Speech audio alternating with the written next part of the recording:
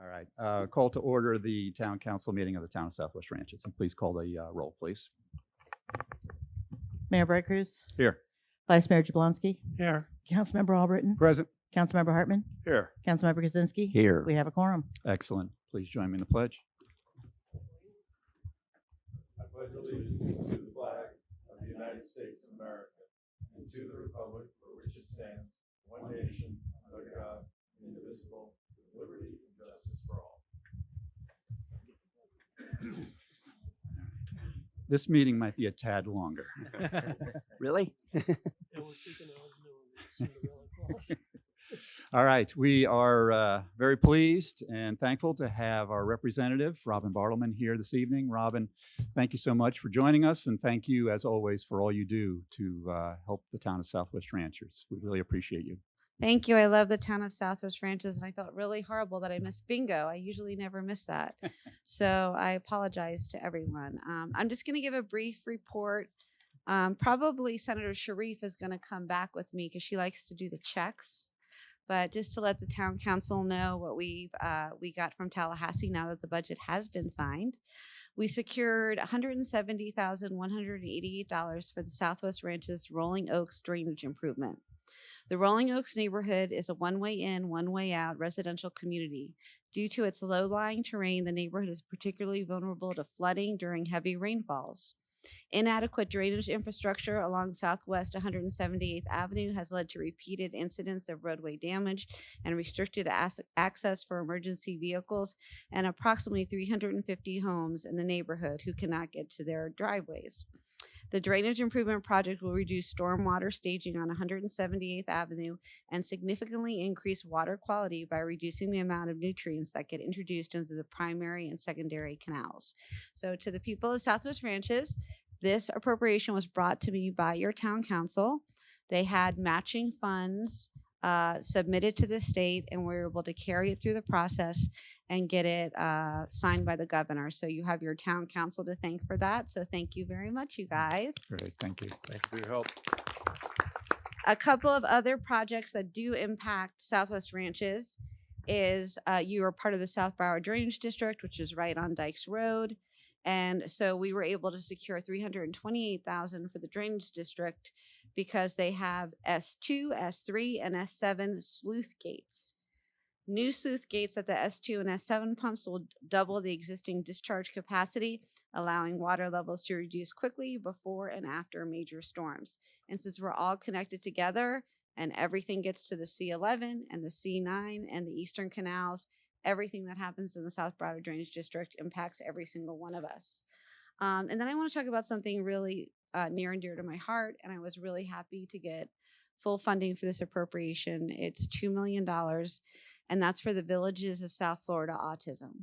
Florida is home to an estimated 472,000 individuals with intellectual and developmental disabilities, and 75% of them live with their family caregiver. 31% are over the age of 60. And the scariest thing is what's going to happen to my adult child or my adult. It is your child. My daughter's 27. She's still my baby. You're my adult child when I'm gone. And 1 in 36 people are children. 1 in 36 children are born on the 1 in 6. Hold on, rewind. I've been walking a lot, canvassing. 1 in 36 children are on the autism spectrum. So when you think about that, that's a lot.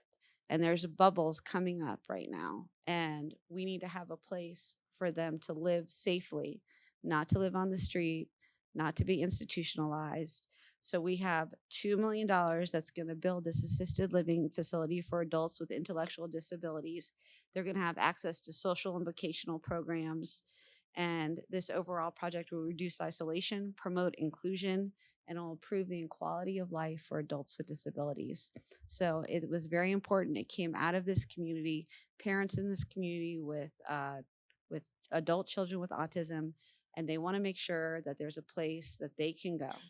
So I can't wait for groundbreaking on this. I'm really excited. We did receive $2 million. So that was like the most important. And that one, that was with Senator Osgood because it impacts all of Southwest Broward. There is no place right now where your children can go to and live. and be near your home, so, or your adult children. So this is a great project. I'm very excited about it. And Where's that going to be located? where it's going to be located, they're looking at sites now, Okay. Cooper City possibly, but we have nothing in this area at all. Right. So we need a place where we can drive to see our adult children and where they can live like adults Right. independently, have, live where they're working, where they're taking care of themselves, and where they are, they're living to their fullest potential. So that's what this is about. So I'm really excited about that. Now the property taxes. Okay, I heard, yeah, here we go. Okay, so you will be happy to know that I am on Ways and Means. So I have debated every property tax bill that has been brought to us, and I debated this property tax bill. And I want to first talk about what people think this property tax bill is. Originally, the bill was proposed, and you were given a cost calculator to pull up what you would save.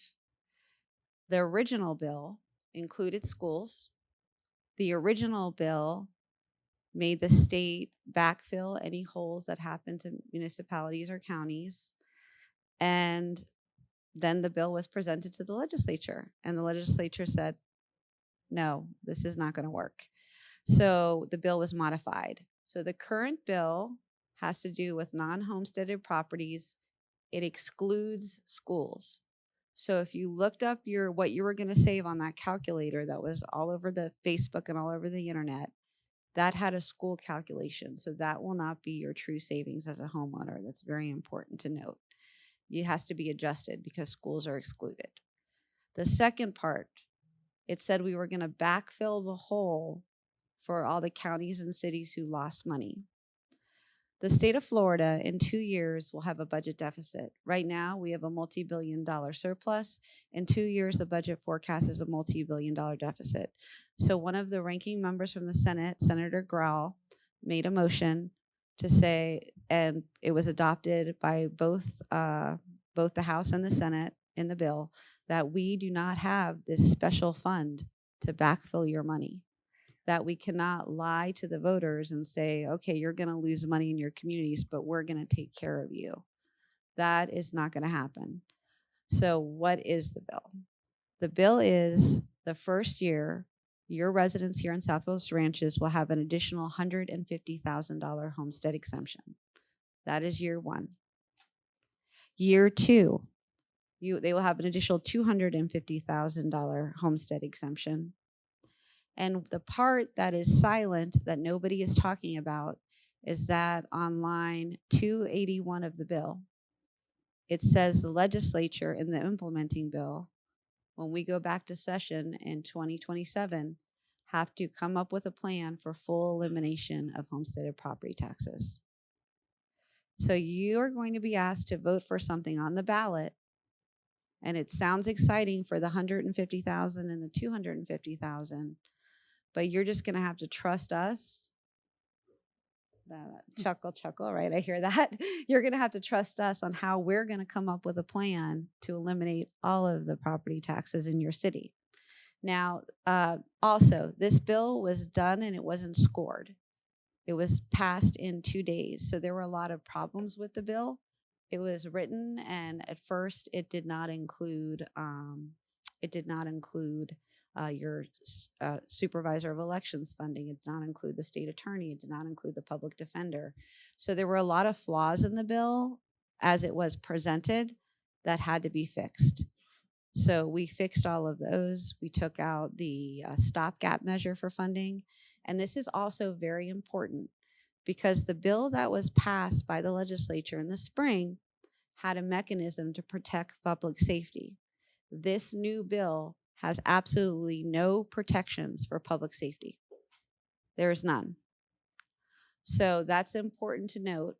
And you'll know recently the professional firefighters came out against this proposal. And the police are deciding what they're going to do. But you're going to have a hole. So the first year in Southwest Ranches, you're going to lose $952,000. The second year, you're going to lose $1.9 billion. And a total elimination, you're going to lose $6.5 billion. Those are Marty Keir's numbers. All the numbers are changing. I know your city manager has new numbers. We've been speaking about this, but those are going to be holes that you are going to have to fill. What's really important to note is that your first and second year, you're going to have to make cuts, but Southwest Ranches is one of the cities that has a lot of homesteaded properties, not a lot of commercial. So you are really going to hurt with the full elimination. I think, what were they, like 68? You were one of the top ones, 68%, if you have a full elimination of your budget.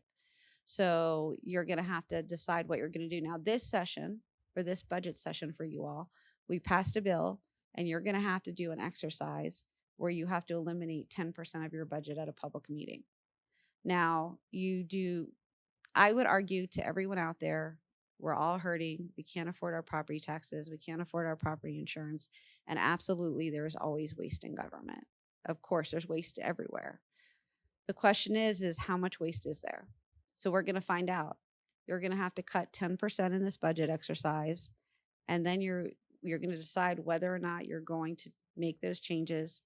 But when you're talking these cities that are going to be cutting like 50 to 60% with a full elimination, how do you do that? And how do you do that when over 50% of your budget is law enforcement and public safety? So, for instance, Parkland with a full elimination loses 75% of its budget. Weston with a full elimination loses 53% of the budget. So you can bet that when I go to Tallahassee and we're talking about the plan for full elimination, I'm going to make it 100 years. So none of us are here to deal with it. Like we'll wait 100 years to get it done. Broward County loses $227 million year one, $413 million year two, and a total elimination of $624 million. Now, what you're in the town council, what your tax dollars pay for. It pays for your roads, your fire, your police, everything in your community. At the county level, it's the libraries, it's the veteran services, it's the senior services, it's everything you see, the roads, and most importantly, the jails and the 911 operators, okay? So you arrest them here, and God forbid you have to arrest someone in Southwest Ranches. You don't have a place they stay overnight. They're sent to the jail.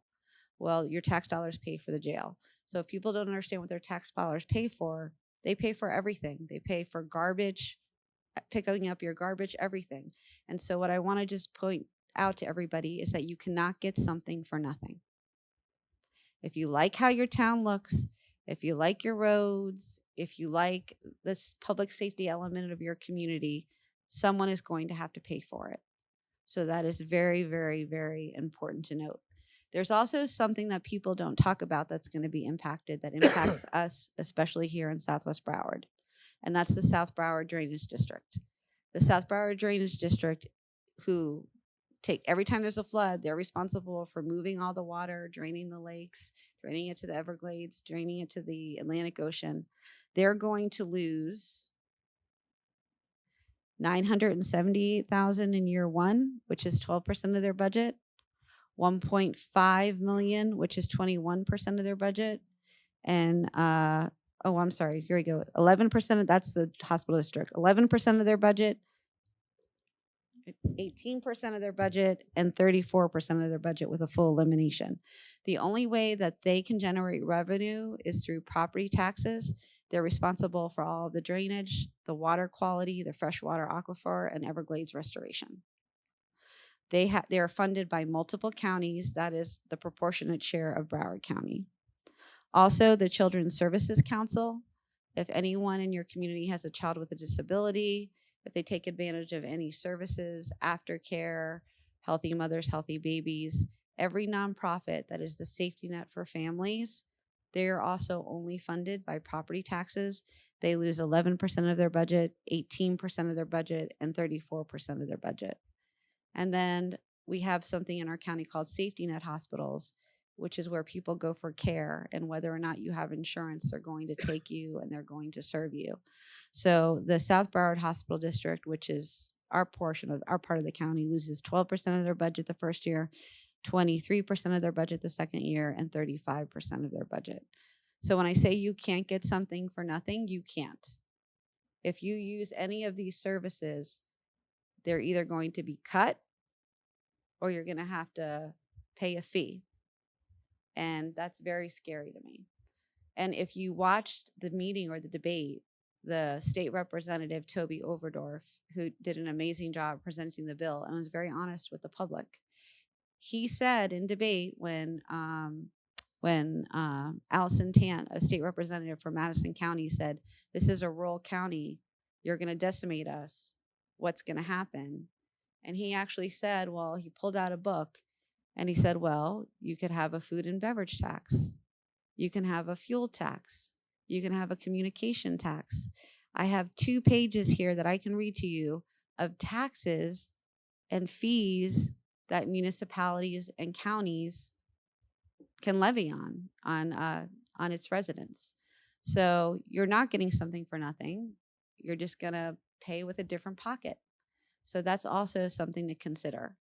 I went over what you will have. It's really a tax shift. Look, we're talking about a $14 billion hole when this is said and done. Wow. 211 of the 407 cities in the state of Florida have a property value under $250,000 in terms of their homesteaded property. So that means that those cities, you have basically just wiped them out. They don't have to wait for the full elimination plan. They are wiped out second year. We have no idea what's going to happen to those cities. We have fiscally constrained counties that your sales tax and other, taxes are helping fund. So you're talking about a real heavy lift now because you can't leave these counties decimated. What is going to happen to them in those cities? So it's something for everyone to get educated on. Now, just so you know, in the state of Florida, only 35% of all the properties are homesteaded. 65% are non-homesteaded. This doesn't impact Southwest Ranches, but if you have someone who's a renter, this does nothing for renters. It does nothing for commercial business owners. And as a matter of fact, when people start shifting because they can't tax the homesteaded properties, they're going to see increases. And it's capped at 5% a year, but you can bet it's going to go up 5% a year in addition to any fees. Also, just a little thing to watch this budget session. Rumor is that a lot of cities are going to increase their millage this session. So if that happens, then this year, that they're not going to see any relief because they're going to say, oh, I'm going to lose this much money. I'm going to move your millage up this much so I stay whole. So, and the most important thing I want to share with everybody, this is like the most important thing to me, is that in 2027, in the Florida Constitution, every 20 years, there is a taxing reform commission that meets. They have to meet. Serendipity, they are meeting in 2027, and their whole job is to restructure taxing in Florida. Now, remember, it's a 3-legged stool. We have property taxes, we have sales tax, and then I lump together the corporate, taxes and everything, all the fees into the 3rd leg of the stool. So when you're touching, we have a 3-legged stool.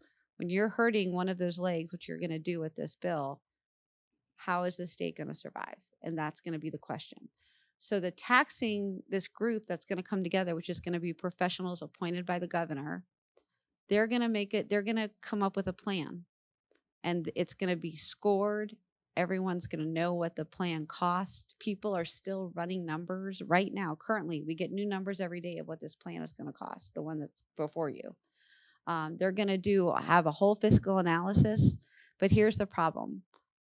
We're not waiting for them to meet. It's going to be on your ballot in November.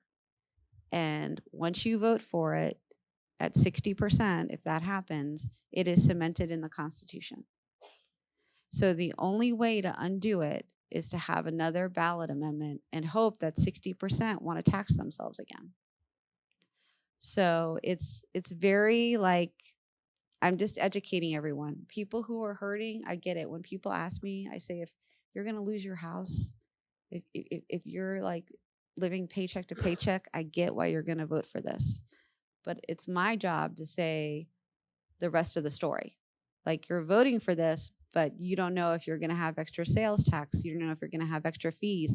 You don't know if you're going to lose police and fire. I mean, it was said in the House during debate that they're going to have to cut police, that they're going to have to consolidate those small rural cities. But what's scary is that, for them at least, is that they're so far away from each other. The response time is going to be terrible when they do that.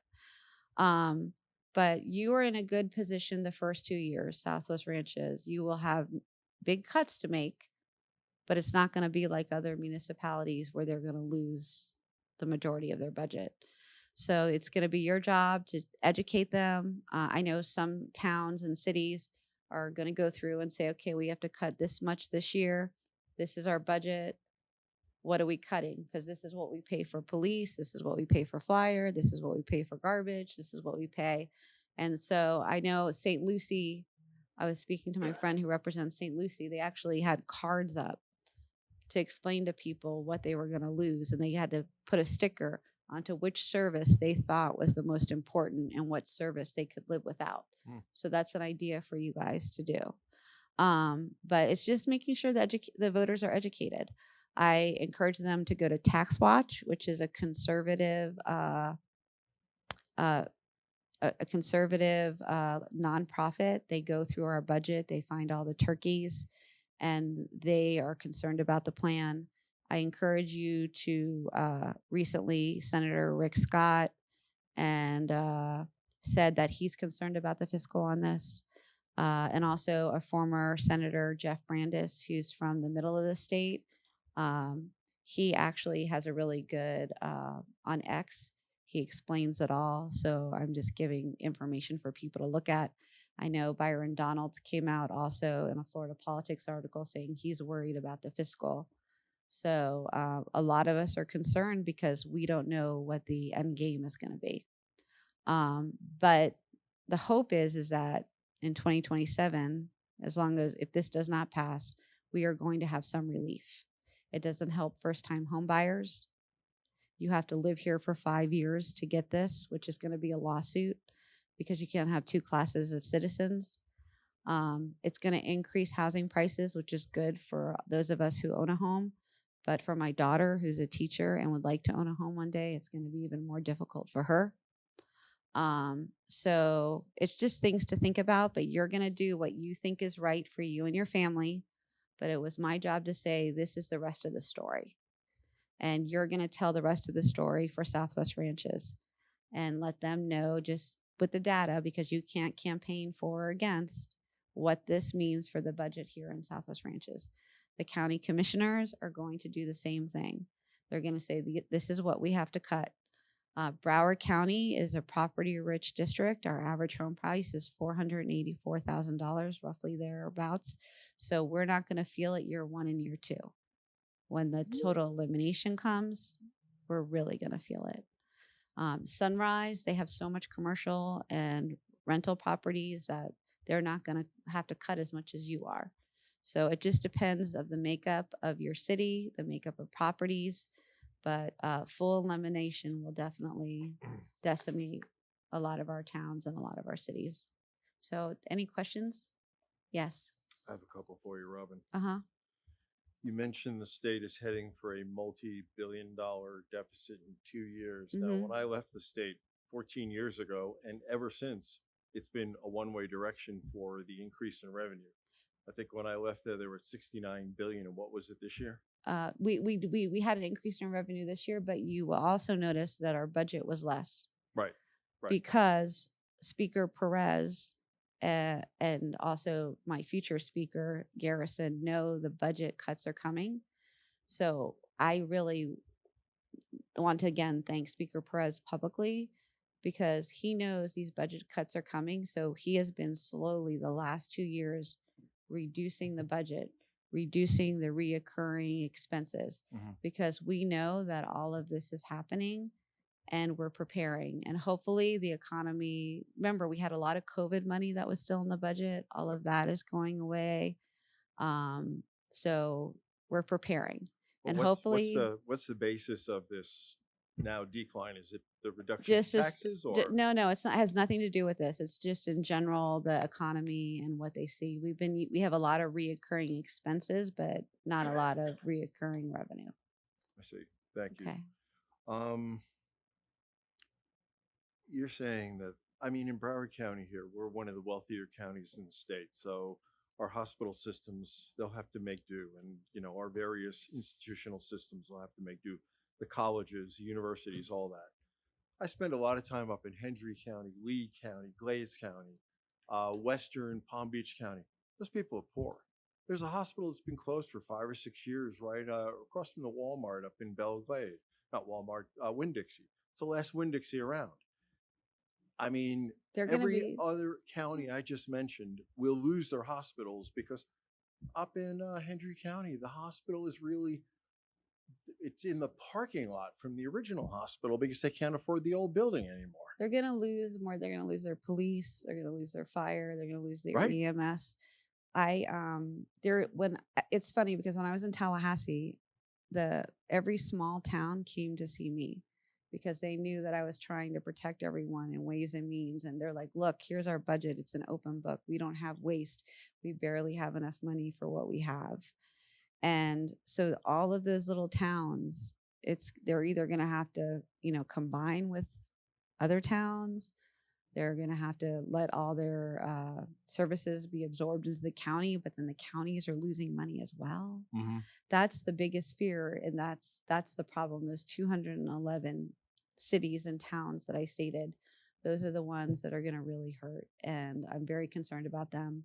And if anyone else has property in those places, they can go to the League of Cities, and there'll be a breakdown of what everyone is losing and what that means. And they're going to their taxpayers now to talk to them. Like I said, St. Lucie is also, they have like one of the highest millage rates. It's like 22 mills. Yeah. But people love their services in St. Lucie. So they're like very concerned. That's why people are now discussing it, because it's your quality of life.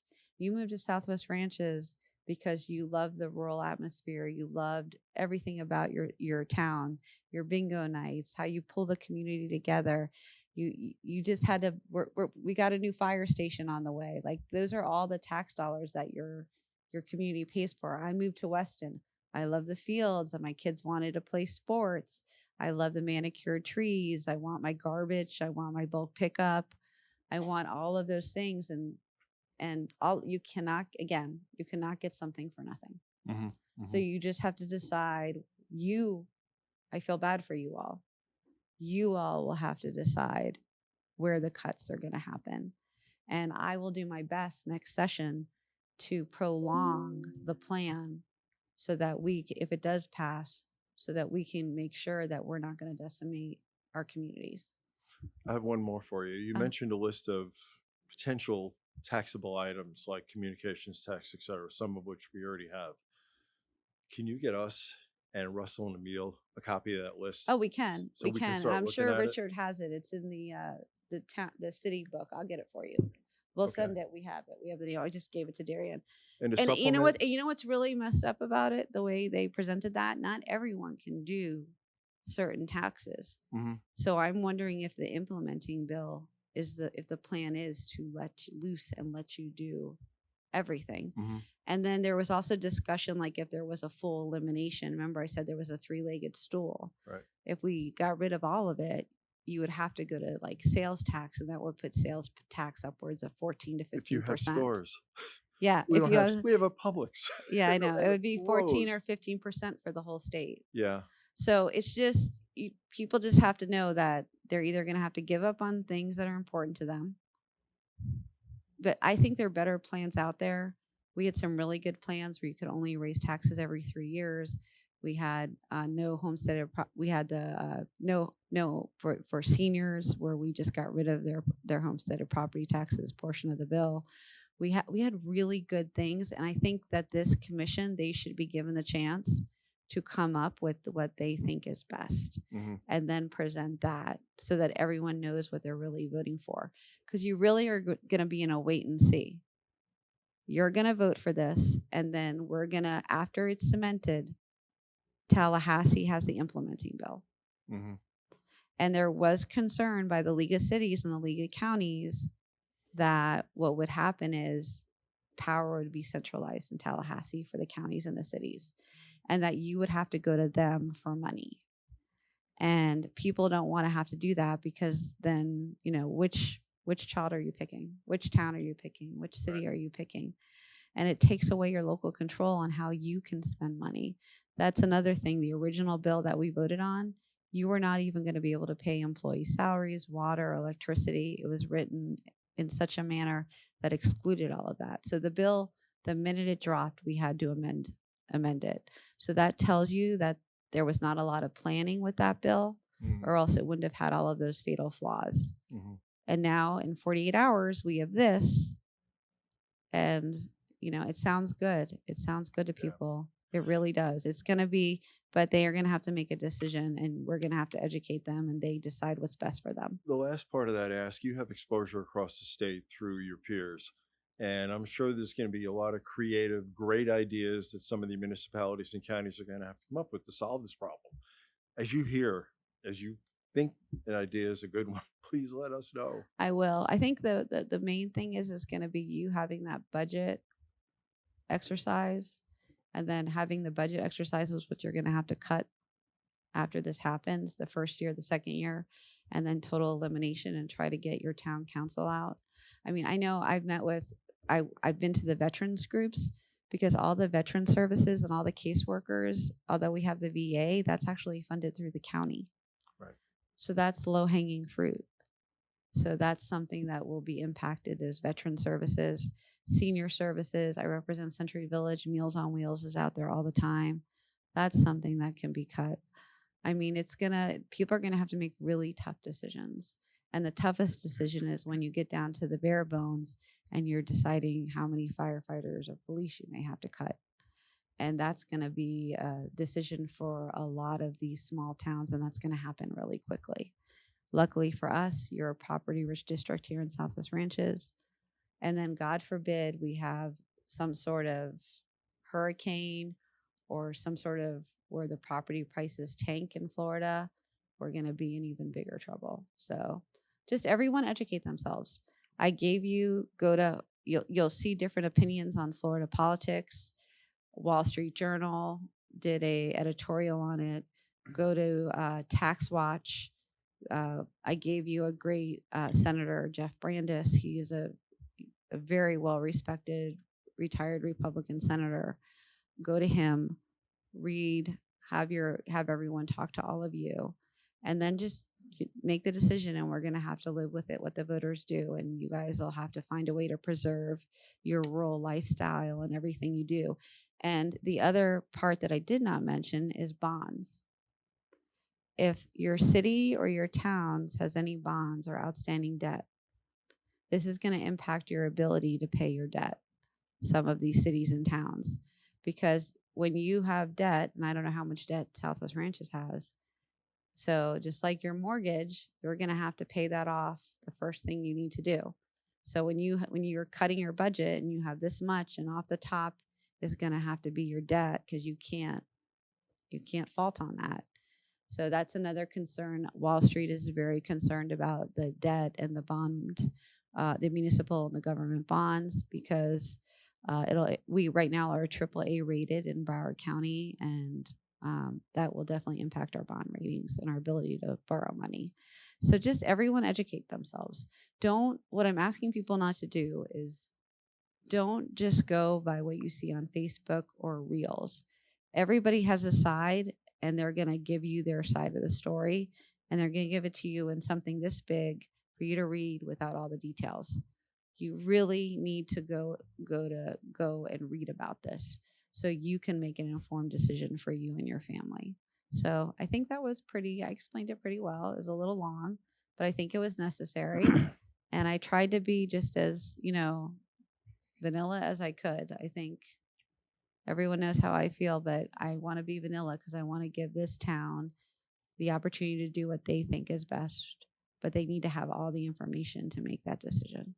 So, Robin, real quick, if you would. Thank you so much for that presentation. I want to get something clarified, and I've heard it said a couple times. I think I know the answer to it, but currently there's a $50,000 exemption for homestead. correct. You said the first year it'd be an additional 150. Yes. Does that mean it'll be 200,000? Yes, from my understanding, Oh, yes. so they're adding it to the 50 that's currently Yeah, there. yes. Okay, it's not going to be just 150. They're adding But now it you're to. scaring me. I will get the, no, Okay. no. I Okay, wanna so make it's sure- not an It's gonna be addition. 150 period, Okay, so it's not an additional 150. It's strictly 150. 150. Okay. Yeah, Right. because you scared me a minute and then I No, wasn't I mean, understanding that's it. what people are saying. It's an additional No, 150. it's So 150 It's and then actually- it's 250. Exactly. Okay. So All right. it's And then not what's your added to what- millage here in your town? 3.9. 3.9. So that's about 300 or 400 per $100,000 of assessed value. So it's really not a lot for the homeowner, Right. but We try. I know that's really good. So, all right. Anything else? I hope I Yes, answered them all. Rob, I want Yeah. to say thank you for the appropriations you got for us. Yeah. Thank you. It's my neighborhood. Oh, It's good. benefits. It's from the road flooding. And I just want Alright. to say thank you. Thank you. And I'm sorry I've been literally in the sun for like 8 hours today. So, Robin, I need 30 seconds more of your time. I want to thank Robin personally. We have a friend who lost her job back at the end of the calendar year. She's a veteran. Her family moved out of town and she came knocking saying, "Can I sleep on your couch?" How can you say no? She stayed with us for over 3 months. Robin, whenever I hear things like that, who can we call?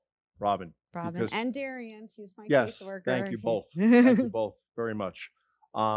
She actually moves into an apartment on Saturday, and I'm moving her. I spoke to her on the phone actually. So I'm Fantastic. Thank you so much for Oh, your you're help on welcome. that. And for anyone else out there, if you or your family need help, we do the flow events with the DMV. We help with Medicaid, Medicare. Because of my experience on the school board, I help with school issues. Just any service, DBPR, if you're a business, call us because it is impossible to navigate the state systems. And we had an uptick for a little while on unemployment, which is really sad. But don't try to navigate unemployment by yourself. Make sure you call us. We will help you. We can't break a law, but we can cut all the red tape for you to get you where you need to be. So that's what I tell people. Just contact my office. Or my cell is 954-668-3662, 954-668-3662, or with a bill idea. We have Anna in. We have a whole bill because her mom contacted me about the pupil progression plan and what was happening in Hawks Bluff. That came from a Southwest Ranches resident.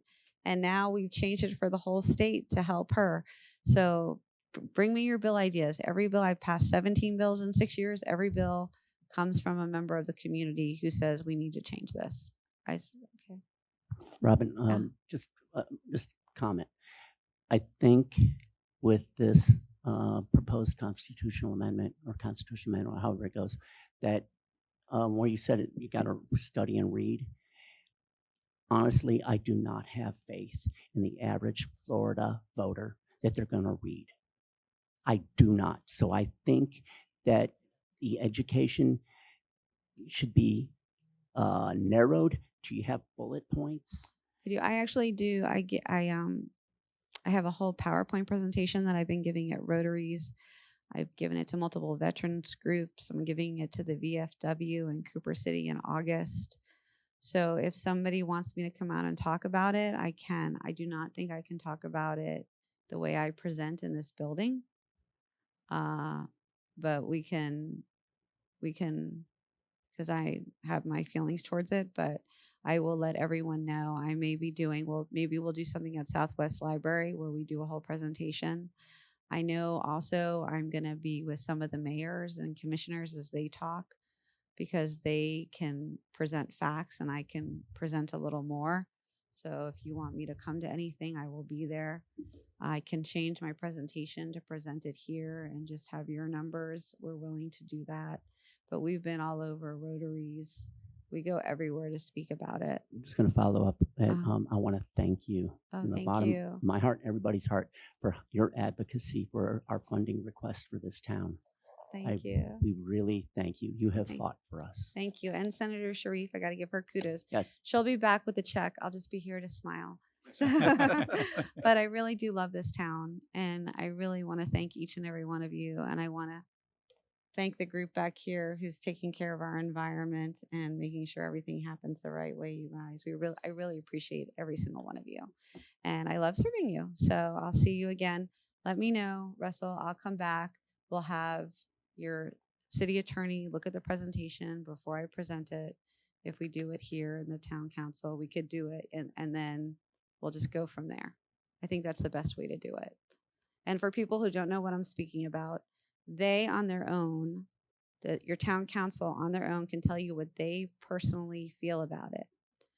But they cannot use governmental resources to persuade you either way, to campaign, only to educate. We passed that bill 2 years ago, which ties your hands, which is kind of unfair because the state can do what it wants, you know? We're used to that. So sorry about that. But Something I about you. don't have anything tying my hands. So if people want to call me about this, we can give them more numbers, we can give them more data. But mostly I just want people to make the best decision and feel like they got all the information. And that was the most important thing to me. So that's what I tried to do tonight. So thank you guys. Great. Thank you, Robin. Thank you. Thank you, Robin. Okay. Public comment. Do we have any public comment this evening? We have one there. Newell Hollingsworth.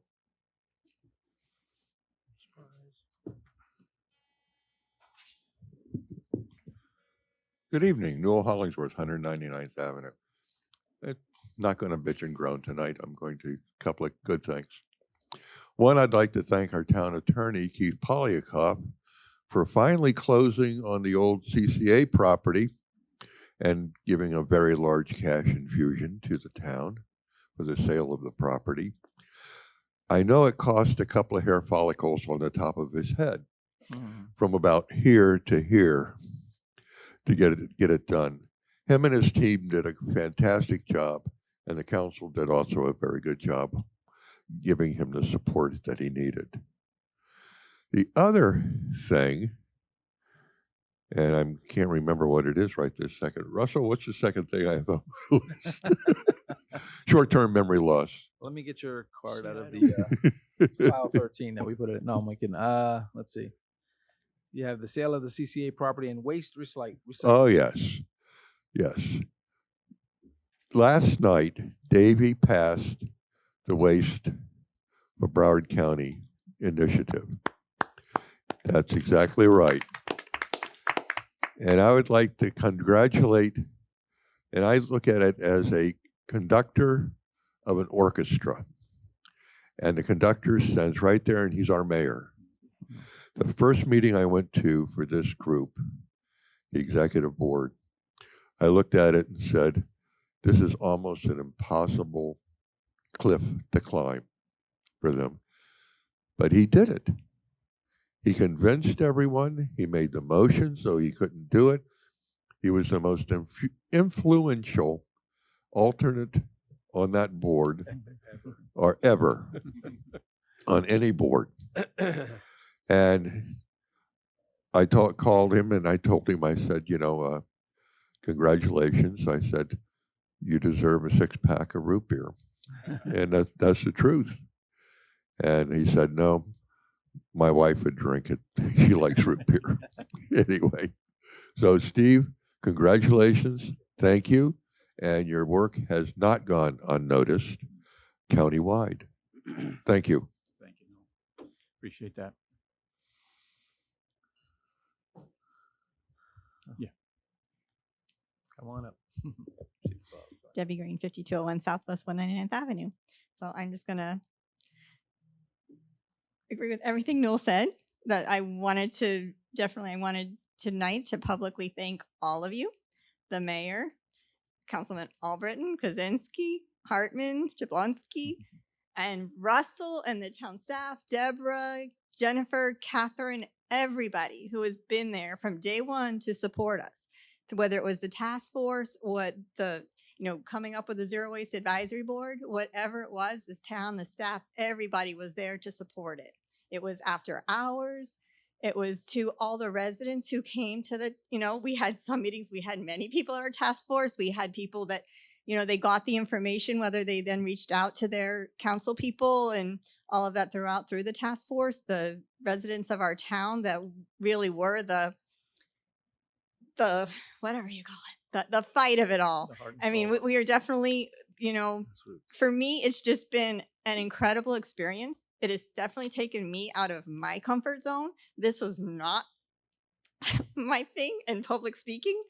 And just getting involved with the Solid Waste Authority and the passion and, you know, loving our town and needing to do the right thing, not just for our town, but for our county.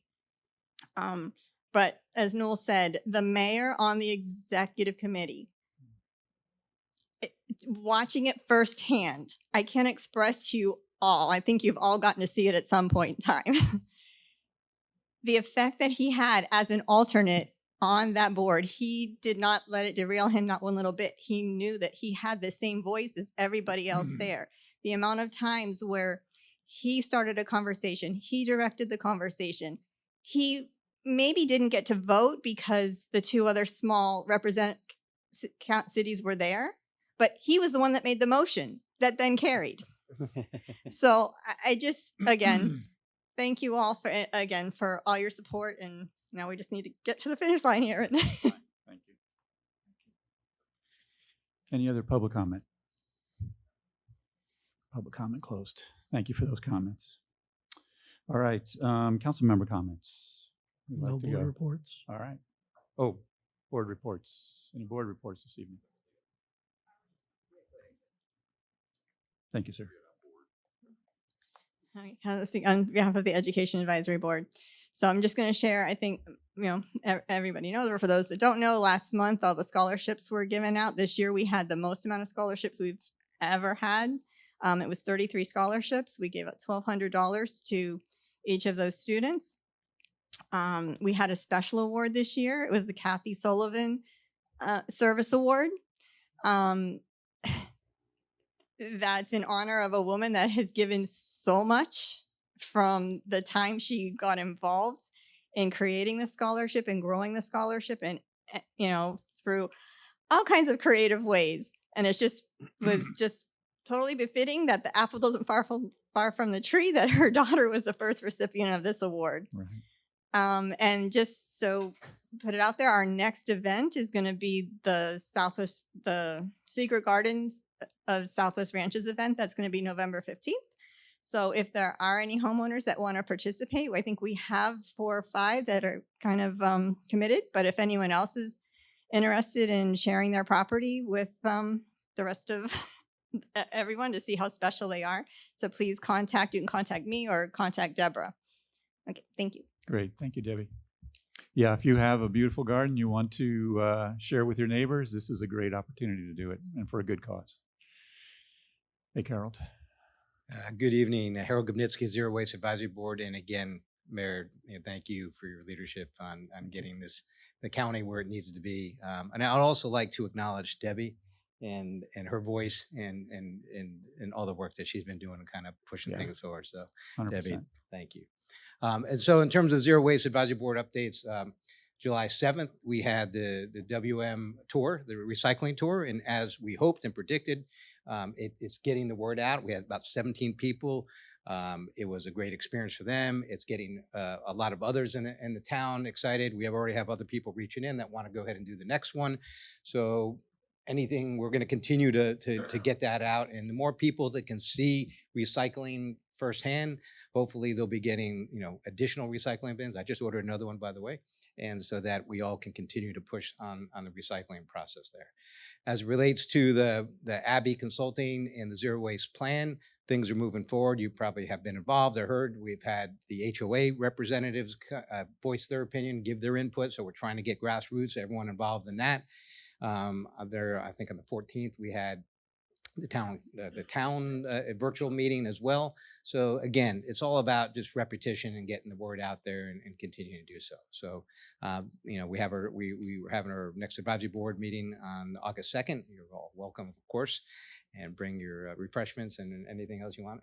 And so anyway, guys, thank you very much. Thank you. Appreciate it. Any other board reports? Seeing none. Council member comments? I'll go. All right. Thank you, Gary. Hey, start off just a couple of things.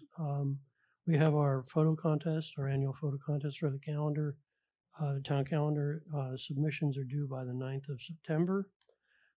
This month we have the Flowmobile on the 29th. Is that sold out?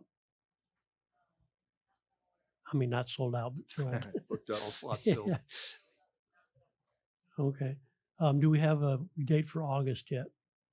Okay. All right, very good. And the Green Meadows Pavilion will be coming soon to a date near you. So we'll put that together. I have something here I want to read. This was put together, it's not short. This was put together by myself and Keith Polikoff. Okay. And it regards the FRP property, the CCA Okay. property. So, and we put this together to read this. It's a timeline. It'll be a little lengthy, but it's worth hearing. Okay. Okay. Okay. This deal did not happen in a vacuum. It took 31 years to get to this point. In 1994, Broward County conducted a feasibility study to determine if we could survive independently. The study found that we needed this industrial site to sustain our tax base. In 1996, Pembroke Pines submitted a bill to annex the entire area. The town founders asked a fledgling representative named Debbie Wasserman Schultz to do a strike all amendment to give the area a right to vote for its own destiny. In 1996, Broward County Sheriff Cochran announced that he wanted to privatize the county jails.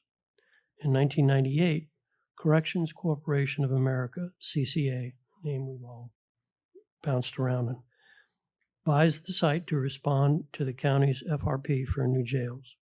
In 1999, Sheriff Jean cancels the FRP for the new county jails. In 1999, CCA learns that the town will be formed and takes area leaders to see its facilities. In June 6, 2000, the town is formed and its boundaries are drawn to include the CCA property. In 2005, CCA signed a deal with the town to help market the property. The town's leaders required a clause in it that gave it contract to give the and that gave the contract to give the town the right of first refusal to purchase the property. In 2011, CCA landed a potential deal with the federal government to create a federal immigration facility. In 2012, Pembroke Pines refused to provide water and sewer to the site, causing the deal to end. In 2013, the town filed litigation against Pembroke Pines to obtain water and sewer service at the site and monetary damages for losing the federal facility. In 2015, Pembroke Pines attempted to purchase the CCA site and filed a bill to de-annex portions of the town, including the CCA property. In 2015, the town reminds CCA of its rights of the first refusal and votes to purchase the property. In 2016, the town purchases a site for $8.1 million. The town uses the site's value to roll out all of its debt into a favorable bond to complete the purchase.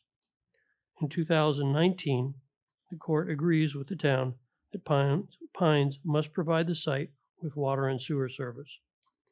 In 2021, the court disagrees that the town should be awarded monetary damages for losing the federal facility. In 2022, the town signs a contract to sell the site for $16.8 million, which also secures a continuing revenue stream of 6% of the net rental revenues, as well as a 3% commission on future sales of the property. In 2023, the town assigns the contract to a related entity of FRP Holdings, the current purchaser. In 2023, FRP agrees to mitigate the site's wetlands on the town's Frontier Trail Park property, satisfying the town's grant agreements and saving the town nearly $2 million that it would have had to pay to complete this project. 2023 to 2026, the town worked with FRP to entitle the property, including addressing a major jurisdictional wetland that was resolved with the help of now Congresswoman Debbie Wasserman Schultz. In 2026, the bond that had been paid down was just north of $6 million. July 20th, 2026, the town officially closes the property, receiving $16.8 million. This transaction was not a simple deal. It was a 31-year game of chess that was played to protect the town's future. Because of the vision of our founders, the determination of past councils, and the countless professionals who never gave up on this property, the town now stands at a historic moment that the proceeds from the sale of Southwest Ranches has the opportunity to become the only fifth municipality in the state of Florida to publicly announce that it is completely debt-free. This achievement belongs to everyone who helped bring us to this day. The best way we can honor this vision is to finish what they started. Accordingly, I would like to be the first to make a motion that the town immediately pay off its remaining bond indebtedness and officially declare Southwest Ranches a debt-free municipality. I second that. I second it. All right. Thank you. All right. Yeah, this we'll just take a moment on this item. I was Please. going to come up a bit later in the meeting, but that's fine. It's good. This is a very special moment, and I appreciate you running through it. This is not something that happened overnight by any stretch of the imagination. And I need to give what you said is absolutely true. This was really a team effort by a lot of people, but I've got to call out one guy that really, in so many times over that time period, he was the individual that stepped in there and really saw the future of what this could be, and saved and promoted this deal, and then finally closed this deal. And that's our town attorney, Keith Polyakoff. I'm sorry he's not here tonight, because he really deserves a strong round of applause for everything he did on this deal and bringing it all the way to close. And so I just want to make sure we call that out. But we have a motion and a second on the floor. Is there any comment on this? Anybody want to dispute this? Anybody want to argue with this? I think we're good. I'm not going to open it up to the. We'll have other times to talk about it. But this is a very special moment for our town. As you said, only 5 municipalities, all in the state of Florida, especially going into the challenges of the future that we just had a presentation on earlier in this meeting. This is exactly the best place we could be at this particular time, and we've all worked very hard to get here. So, congratulations to all. Please call the roll. Mayor, Yeah, if I may, Sure. if I could ask the Vice Mayor if he would amend his motion or add to his motion a friendly amendment. So your motion is to pay off the debt, correct? Can we speak about the net proceeds and add to that as well? To utilize the net proceeds for the acquisition of the fire station property and for the construction of that? Do you want to include that in there, or you want to do that separately? I don't know if we want to talk about it at this meeting or at a future meeting. Okay. I didn't know if you wanted to do that now or not. I just didn't want the moment to be lost. Yeah, I think. I think that's something for a future. Yeah, let's work through that. But let me be clear to Russell's comment. That is the full intention, is that we've got the debt to pay off. That's number one. But we've got this huge commitment that we've got to build this public safety building, fire station, Right. And it's our full intention is to take the balance. We'll see how much the cost of that item is. You know, will this just be a portion of paying that? Will this pay for it all? Will there be some surplus? We don't know at this point, but that's priority 2. Pay down the debt is priority 1. Getting that public safety building paid off without having to, saddle our residents with the cost is definitely. We're definitely going to be looking for grants and other things to assist with it as well. So, we'll see where it gets with us. But that is our intention. So I appreciate you bringing that up. Can I throw a challenge out that you've thrown out to us already? Let's do everything we can to make ourselves debt-free once the firehouse is built. Right. I mean, I'd hate to accumulate $1 million in debt because we went a little bit over, but set our budget at, stick to it, and hopefully we have money left over. But Correct. No going to the bank. Correct. What also bears repeating is the wetlands mitigation Yeah. bank. It's another $2 million. that It's right. The total value of the deal is actually 18 Yeah, million 19 and million. change, almost $19 million. Plus future Yes. revenue. Yeah. Plus the future revenue. We haven't even touched that yet. Yeah. Right. And that is substantial. Yeah. It When will we be an talk about- incoming income stream. Exactly. When we talk about the loss of the property tax revenue, and you're talking about other taxes and other revenue sources, this is exactly what we're talking about. Is we don't have a lot of commercial or retail in town, but this is one piece of property that was put in, as Gary said, put in to be included as part of our town specifically for the financial stability of the town, and this is where we're going to see it start paying off. So that's what it's about. All right, good stuff. Please call the roll. Councilmember Albritton, Yes. Councilmember Hartman, Absolutely. Councilmember Kaczynski, Yes. Vice Mayor Jablonski, Yes. Mayor Bright Cruz, Yes. motion passed. It's Emil, big, you huge. have your marching orders. Yeah. I want to see you walk into the bank with one of them big checks. Surprise. All right, awesome. Okay, council member comments. Who'd like to go next? I got just a couple of small things. Gary was talking about the photo contest starting up on, the photos are due by September the 9th. Something that we talked about at the Rural Arts Board about a month ago is I made a suggestion. We have a lot of beautiful photos here that are 20, 25 years old. They were Are you photographed. talking about my picture up there? That's older than 25.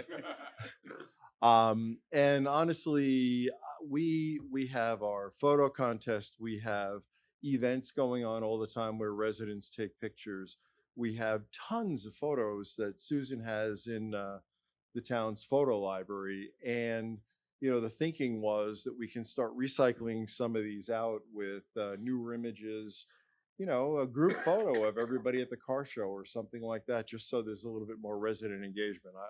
I still haven't figured out the one up there with the sign on it, but I've been looking at these photos as long as I've been sitting up here, and maybe it's time for a change. I also got the endorsement of the board to go ahead and do this, and they'll figure out how we pick out what and where the spots are and all that sort of thing, and make a recommendation back. Property taxes. I've written 2 articles on our changes in property taxes, and I'm so glad I wrote them to only find out it's all changed again. I'm not sure if what I heard tonight I like any better than what I've heard in the past. I'll probably put something together for the next article. And these are my most scrutinized articles because you heard Robin say it. We can't advocate for one side or the other. But there's 2 things that you need to really take into consideration in November. One is, does this make sense to you? Number 2 is, whoever's putting it up there, think about who you're voting for next time too. If you really don't like this, don't vote for the people. If you think it's a great idea, then vote for the people. Like I said, I'm not advocating one way or the other. But at the end of the day, you're hearing about the potential impacts. I was with SunPass for a long time. I'm wondering if tolling Griffin Road is something we can put on that list because we need some ideas. I'm shocked that public safety is even part of this discussion. How many municipalities are going to have to cut police? How many municipalities are going to have to cut fire? Or is that what it's going to take to change people's minds in Tallahassee that this is maybe not the best idea? So,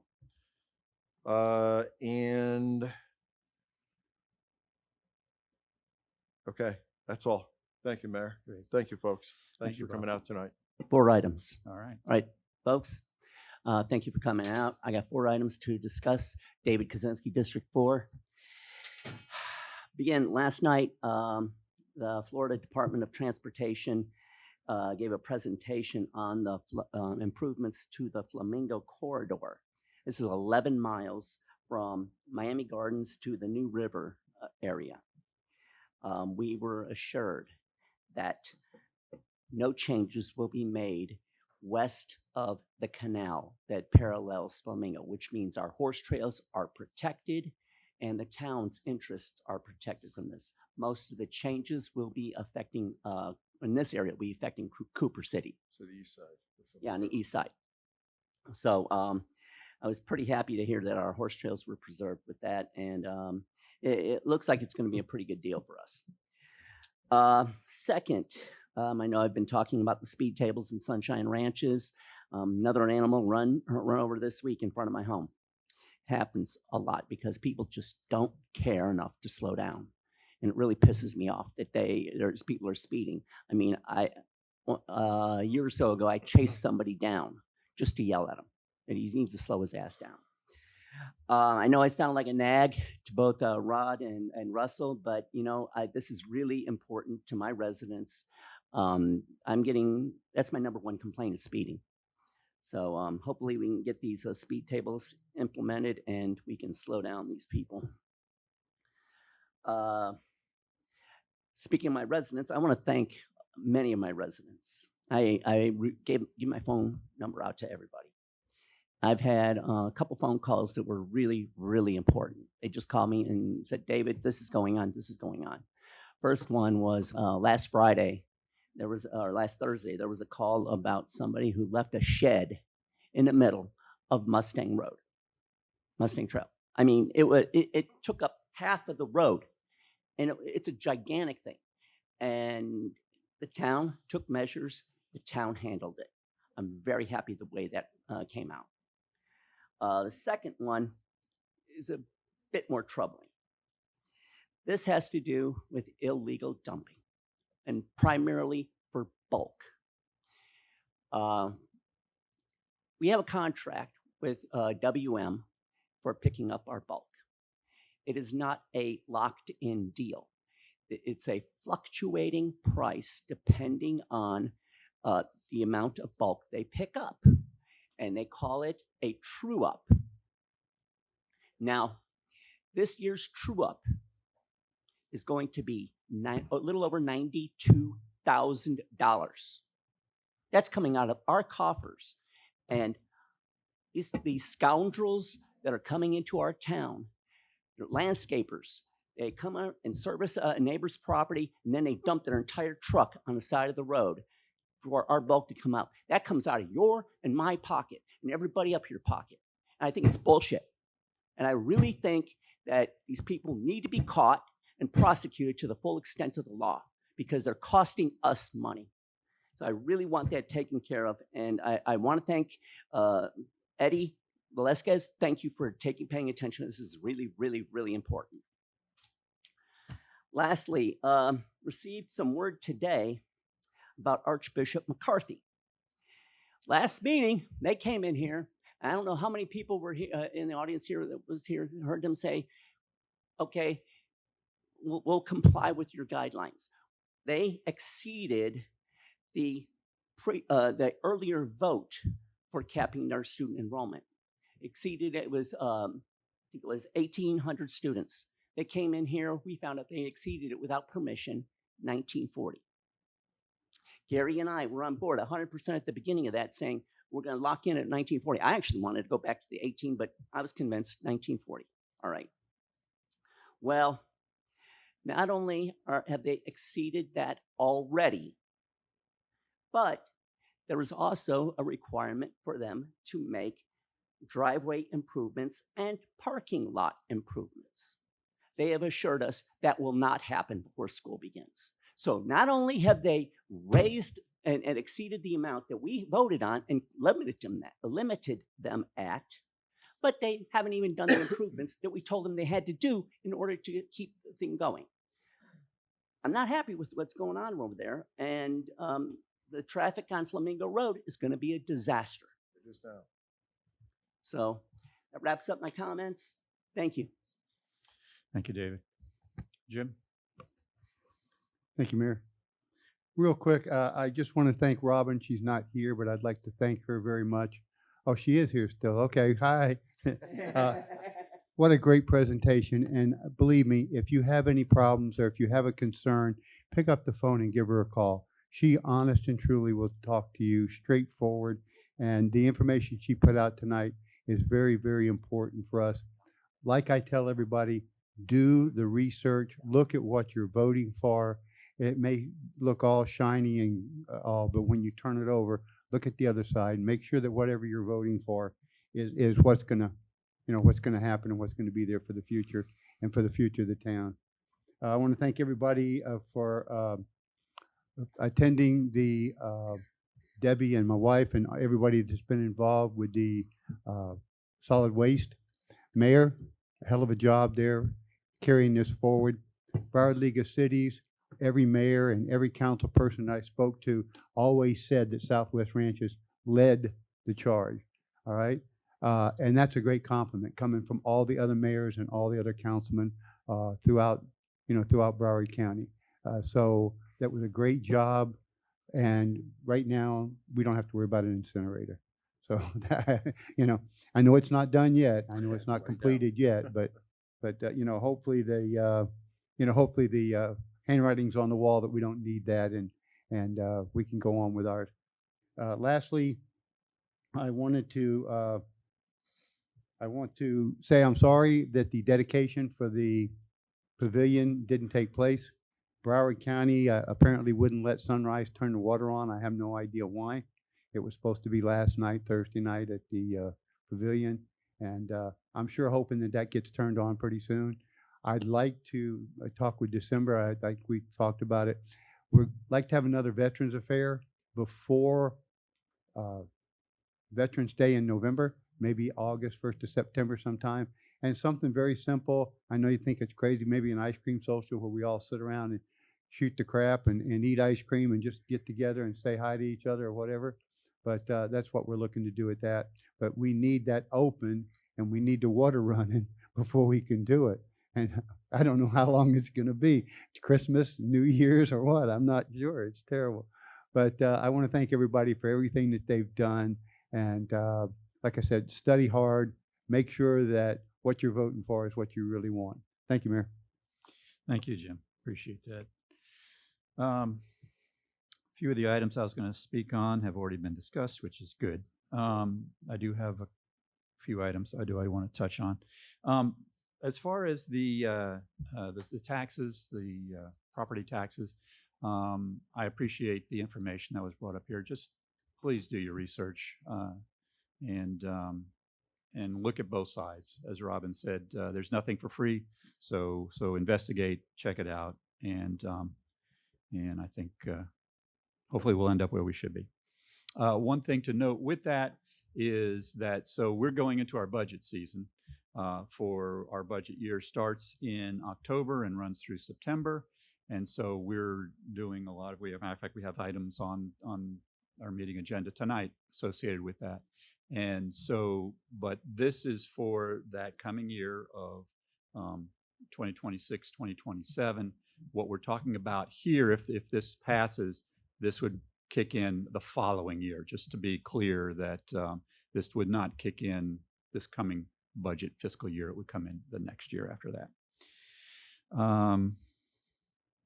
Wanted to say a couple of words about the South Florida Wildlife Center. I had a great conversation. Russell and I had a great conversation with Rick, who is on the board of that organization, and I felt really good about the conversation. We just three of us kind of talked through some of the difficult things, the challenges that they have in front of us, in front of them to get this project completed, and maybe some ways that we can assist them.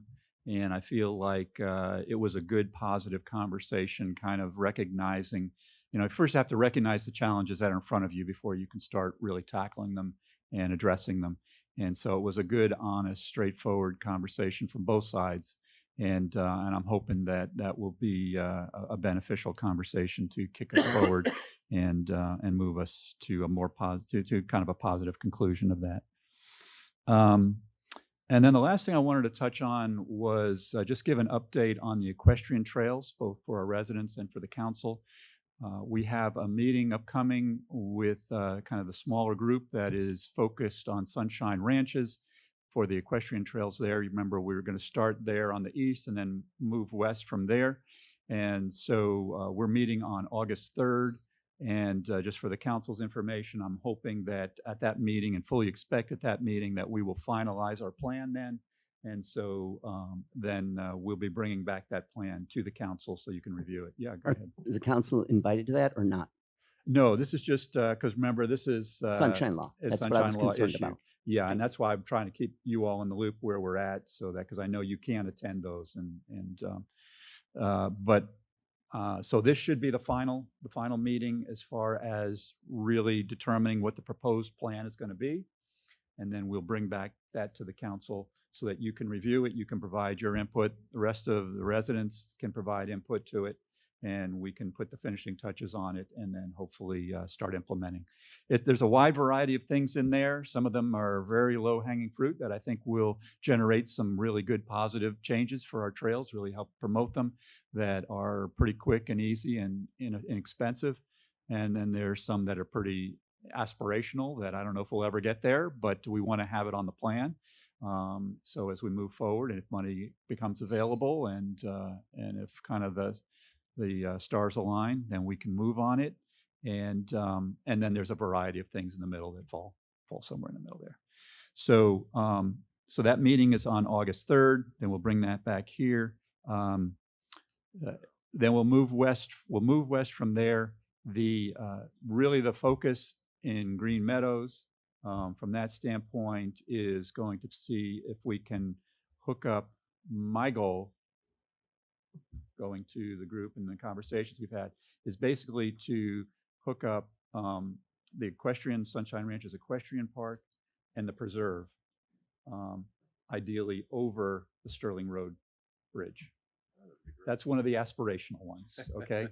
But we want to get there as far as Green Meadows is concerned. I had a great, honest conversation with the folks in Rolling Oaks, and they were very, as they always are, they were very honest and straightforward with me. They didn't pull any punches, which I sincerely appreciate. That they do that. And they were very clear that they did not want any additional trails coming in from other than potentially through Mathers itself. They want the one way in, one way out.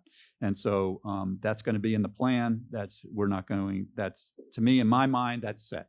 We're not going to change that. And then as far as Country Estates is concerned, we're going to have meetings as we move further west on these. And so this is very preliminary, but my goal overall is going to be to get a way for equestrians that are out in Country Estates to safely make it to the preserve in Green Meadows. Okay. Stop in Rolling Oaks if we can, through Mathers, but really to be able to provide them a way to get to the preserve at Dykes Road if they want to travel that far. We've got to connect the town with these trails. It's critical. We've just got to do it. It's who we are. It's based on the historically who we are. Driving here tonight to attend this meeting, I saw 2 horse riders out on Griffin Road. It was awesome to see. It's been a while since I've seen horse riders out there, and so but it was very encouraging to see. And I thought it was the perfect lead-in for tonight's meeting. That I was going to make this comments to be able to see them out there. So I'd like to add another point to this. Okay. Maybe a month or so, 6 weeks ago, there was a rollover accident at Sheridan and Volunteer. And there was some requests floating around to possibly put a roundabout there. Sterling and Volunteer. That's fine, Sterling. That's what I meant. All right, Sterling and Volunteer, there was a rollover accident. And the residents from Davie were interested in putting in a roundabout. So I'm thinking, well, maybe we can make a deal with them. You're reading my mind. Thank you. You're reading my mind. We're on the exact same wavelength. Thank They you. approached Russell on that like a year ago as well. Yeah, they've reapproached. They've reapproached pretty vigorously. So yeah. So thank you for saying that. I'm on board. That's exactly what Russell and I already had that conversation about that. So I guess the only question is space available in right of ways and all Right. that, but that'll be worked out. Yep. All right. Those are my comments. So with that, any legal comments this evening? Briefly, Mayor, Keith has been watching the meeting on YouTube, and he just wanted me to pass this along. Thank them for trusting us to bring this to completion, and they shouldn't hesitate to give Keith an extended standing ovation when he returned. With emphasis on extended standing ovation. We'll take that under consideration. okay, We'll take it. perfect. It may have worn off by next meeting. I don't know. We'll wait for him. Great, thank you. Depends on what he's done. Exactly, exactly. Administrative comments. Thank you, Mayor. I have a few items. Sorry to extend the meeting, but a few items. On September 10th, we have a meeting date for a town council regular meeting. That week is a week where we actually have two holidays on the same week. We have the Labor Day holiday on the Monday, and on the Friday is Patriot Day. So the town is closed on both of those days. What I would like the town council to consider is to move the meeting date from that Thursday to possibly the following Monday, was it? The 14th, correct. Yeah. The 14th. So wanted to ask town council consideration for that. I also believe that one of our council members will not be in attendance on that first week. So we'd have the full strength of council if we put it on the 14th. And we wouldn't have the issue of the two dates during the same week. So if there was council consideration for that. Yeah, I certainly would support that. Would you like a motion on that? Or? Yes, Okay. a motion. And Do we have a motion to move that, the council meeting, first meeting in September? Yeah, I'll council make the meeting? motion. Or second it. whichever comes. And it's to September 14th. is the date Correct. We'll be moving it to. That's correct. Any discussion on I that? haven't looked at my calendar, so I don't know, but I'll vote for it. I may not be here. We'll see. Okay. May have a If I conflict could, this- if I could, I'm not retired. Yeah. could you please send us an email reminder? of- Absolutely. of the dates? Yes, we would update all of the calendars as well. Thank Mhm, certainly. All right, moving on. Let me take a roll on that. I'm sorry. Yes. Necessary. Please call the Thank roll. you. Try to move the meeting. Councilmember Hartman, Yes. Councilmember Kaczynski, Yes. Councilmember Albritton. Yes, Vice Mayor Jablonski, Yes. Mayor Bright Cruz. Yes. Motion passed. Yes, thank you, Mayor. Would like to also take a moment, personal privilege, to just thank someone who's in the audience today who has served the town very well. And unfortunately, we got news recently that this person will be moving on from the town. He is accepting a position with another municipality, and he's served the town with a lot of professionalism, a lot of grace, and a lot of dedication. And I just wanted to take a minute to thank Manfred Vallette. Manfred, if you would stand and be recognized.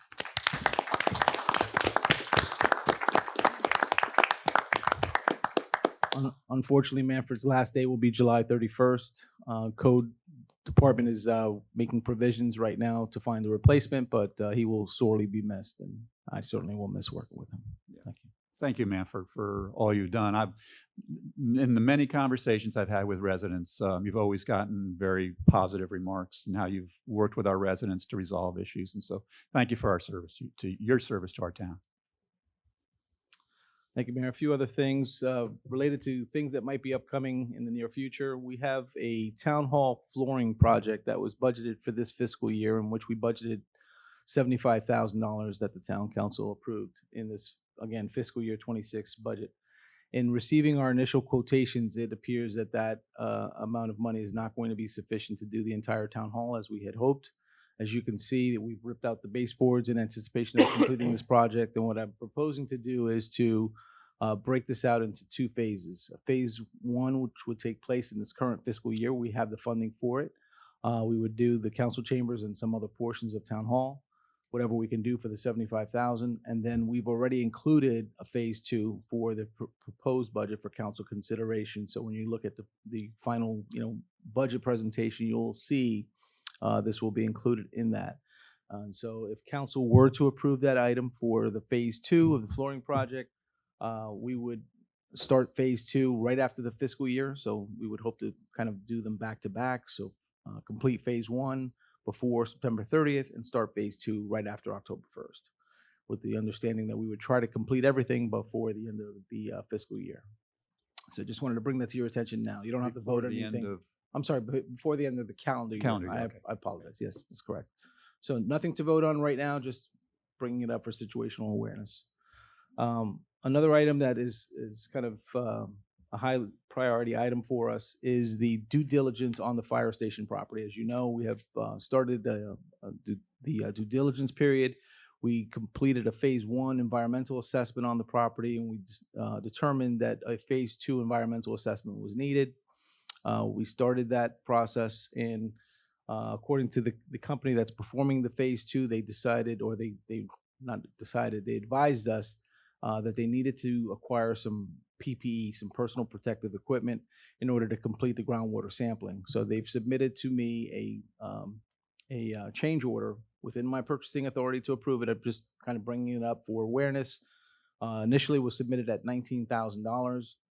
We were able to negotiate that down to $13,000. I'm more comfortable. Most of that cost is actually labor associated with the additional PPE work and the extra time that it will take to work with that PPE equipment in order to complete the groundwater sampling on the property. All of the soil sampling has been done. This would be to complete the groundwater sampling. We need that in order to have a complete environmental assessment report to consider, to see how we want to, whether or not we want to pursue this property. It's important to note that we need to conclude the phase 2 environmental assessment within the due diligence period, which ends August 26th. So I'm basically asking for your, blessing, if you will, just to move forward with that. So just don't need a motion, but if there could be consensus to move forward with that, I'd appreciate that. Right. Does anybody have any concerns I'm or? okay with it. Okay with that? Russell, I got a Go. question. Yes, The sir. personal protection equipment, when they're finished with it, do we keep it? Is there anything that we can use? That was something that we looked at first, especially with the initial price. But in looking at it, the vast majority of it is labor costs. There is some PPE clearly within the change order amount. There's things in there like industrial fans, things like that, tents that we probably don't have a need for. Could we ask for it? Certainly, but I didn't want to get into a protracted negotiation dispute, if you will, with the consultant, because we wanted to conclude by a certain time. So my recommendation at this point would be to accept it as it is, since it's been reduced significantly, and then move forward. So it's more equipment than actual personal gear where you put it on the suit, hazmat suit, There's- all that. I've been through It's that. more labor. Yeah, there's It's a the little bit of all labor. of that, and some of the Right. equipment that you're talking about that you would put on is actually disposable. Some of it, it's not Yeah. durable, so it's a mixed bag. Okay. You have a consensus. Great, thank you. On the pavilion building, yes, we were certainly hoping to have that grand opening tonight. That was supposed to be earlier tonight. Unfortunately, we couldn't pull that off. We had some outstanding issues that we have since resolved some of them. We are working towards getting the final approvals for the lift station issue with the city of Sunrise and Broward County to sign off. So we'll be working our contacts with Broward County to hopefully get that final sign off. We have, as we all know, many contacts in Broward County. We will certainly be utilizing those contacts to try to get this approved. And my hope is to have the grand opening done the first full week in August. So that's what we're going to be shooting for. So temporary setback, but we wanted to be able to make sure that the water was flowing and the power was on. So we're looking forward to bringing that back to you. I have one other item. Essentially, I have good news for David. We did actually recently receive the traffic study Yay. for Sunshine Ranches. So I'll be sharing that with all of you tomorrow, as early as tomorrow. And then what we'd like to do is have the consultant who performed the study come back and present to council, and then have us help to determine where it makes sense to have speed tables in Sunshine Ranches, and possibly ultimately the rest of the town. So we'll be bringing that to you guys shortly. So that's all I have for you, Mayor. Good. A lot of projects moving forward. Yes. All right, brings us to our ordinances. If we can please read into the record item number 9, please. Mayor, item number 9 is a companion item to the LPA, and it is being withdrawn by staff. And I can read it into the, Do we need to read that into the record, or? Yeah. Yep. this is an ordinance of the town of Southwest Ranches, Florida, creating section 085080 of the Unified Land Development Code entitled Stormwater Management, authorizing the town to enforce violations of drainage district regulations and requirements, providing for conflict, providing for an effective date. And so this item is withdrawn by staff, so we will have no vote on this. Okay. So if you can please read item number 10 into the record.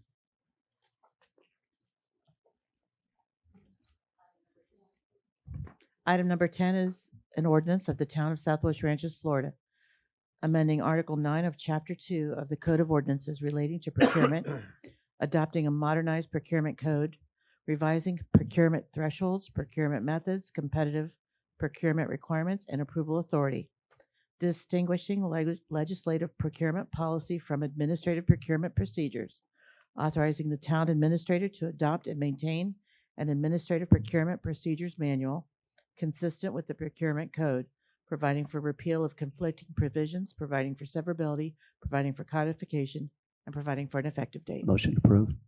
Second. We have a motion and a second on this item.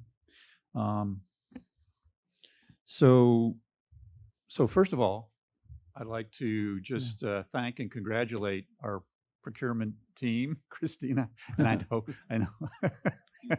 she's I don't know. I don't know if I'm saying that. I don't know if that's. I'm sure other people assisted you with it, but I know you are the driving force behind this. So, Christina, thank you. Yes. Thank you for that. It is. But speaking as a member of the council, as the mayor, it does my heart good, honestly, to see an item like this come before us, knowing that we have professional, qualified staff that are continually trying to improve what we do here on the ranches. It's why we have low millage rate. It's why we can have great meetings like tonight. So thank you for your work and thank you for everything you've done on this. I think where we are, I know I had some questions and some concerns about this, and I know it was tweaked a little based on that, so I appreciate that. I think there was one item left that we wanted to work out, so maybe we can talk a little bit about that. Yes, Mayor. Thank you for the opportunity. So first of all, I do want to also thank Christina. She was, instrumental in pulling this all off, and also Catherine. I want to thank Catherine and Emil and his team as well for everything that they did to put this together. We actually did prepare a presentation. If you don't feel it's necessary, we don't need to go through it, but I think we should go through it. Okay. So Christina, if you would come up and please make your presentation on this. The outstanding item that you're referring to is we identified, but I'll let Christina go through it, but we'll come back to me on this. Essentially a floor, if you will, on multi-year agreements, and we'll come back to that Yeah, I at had some point. thoughts on that. They're a little different than what we talked about last time, Okay, but it's perfect. definitely worth talking about. All right, thank you.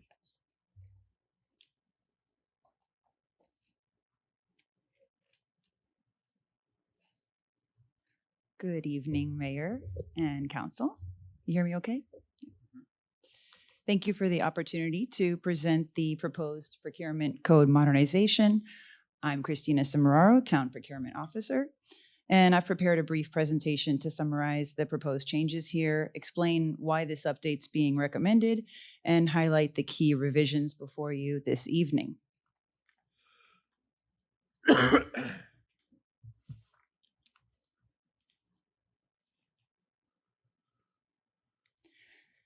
So the current procurement code has served the town well, but as the organization has evolved, it became time to modernize the framework.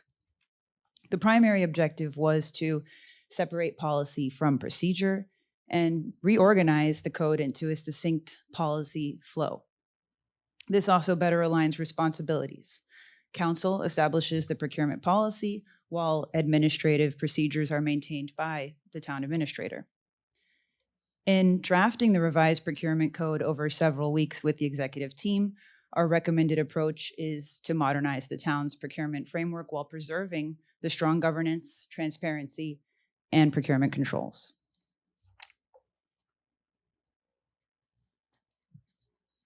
Proposed revisions were measured against these four foundational guiding principles. With these underlying principles in mind, the consistent theme that emerged was reinforcing the existing policy with a straightforward document that is smoother to follow.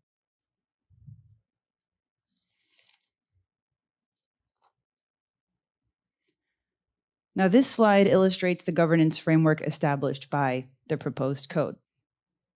More importantly, it creates a clear separation between legislative policy, administrative procedures, and the day-to-day execution. As the town has matured over the past 26 years, so has its procurement function.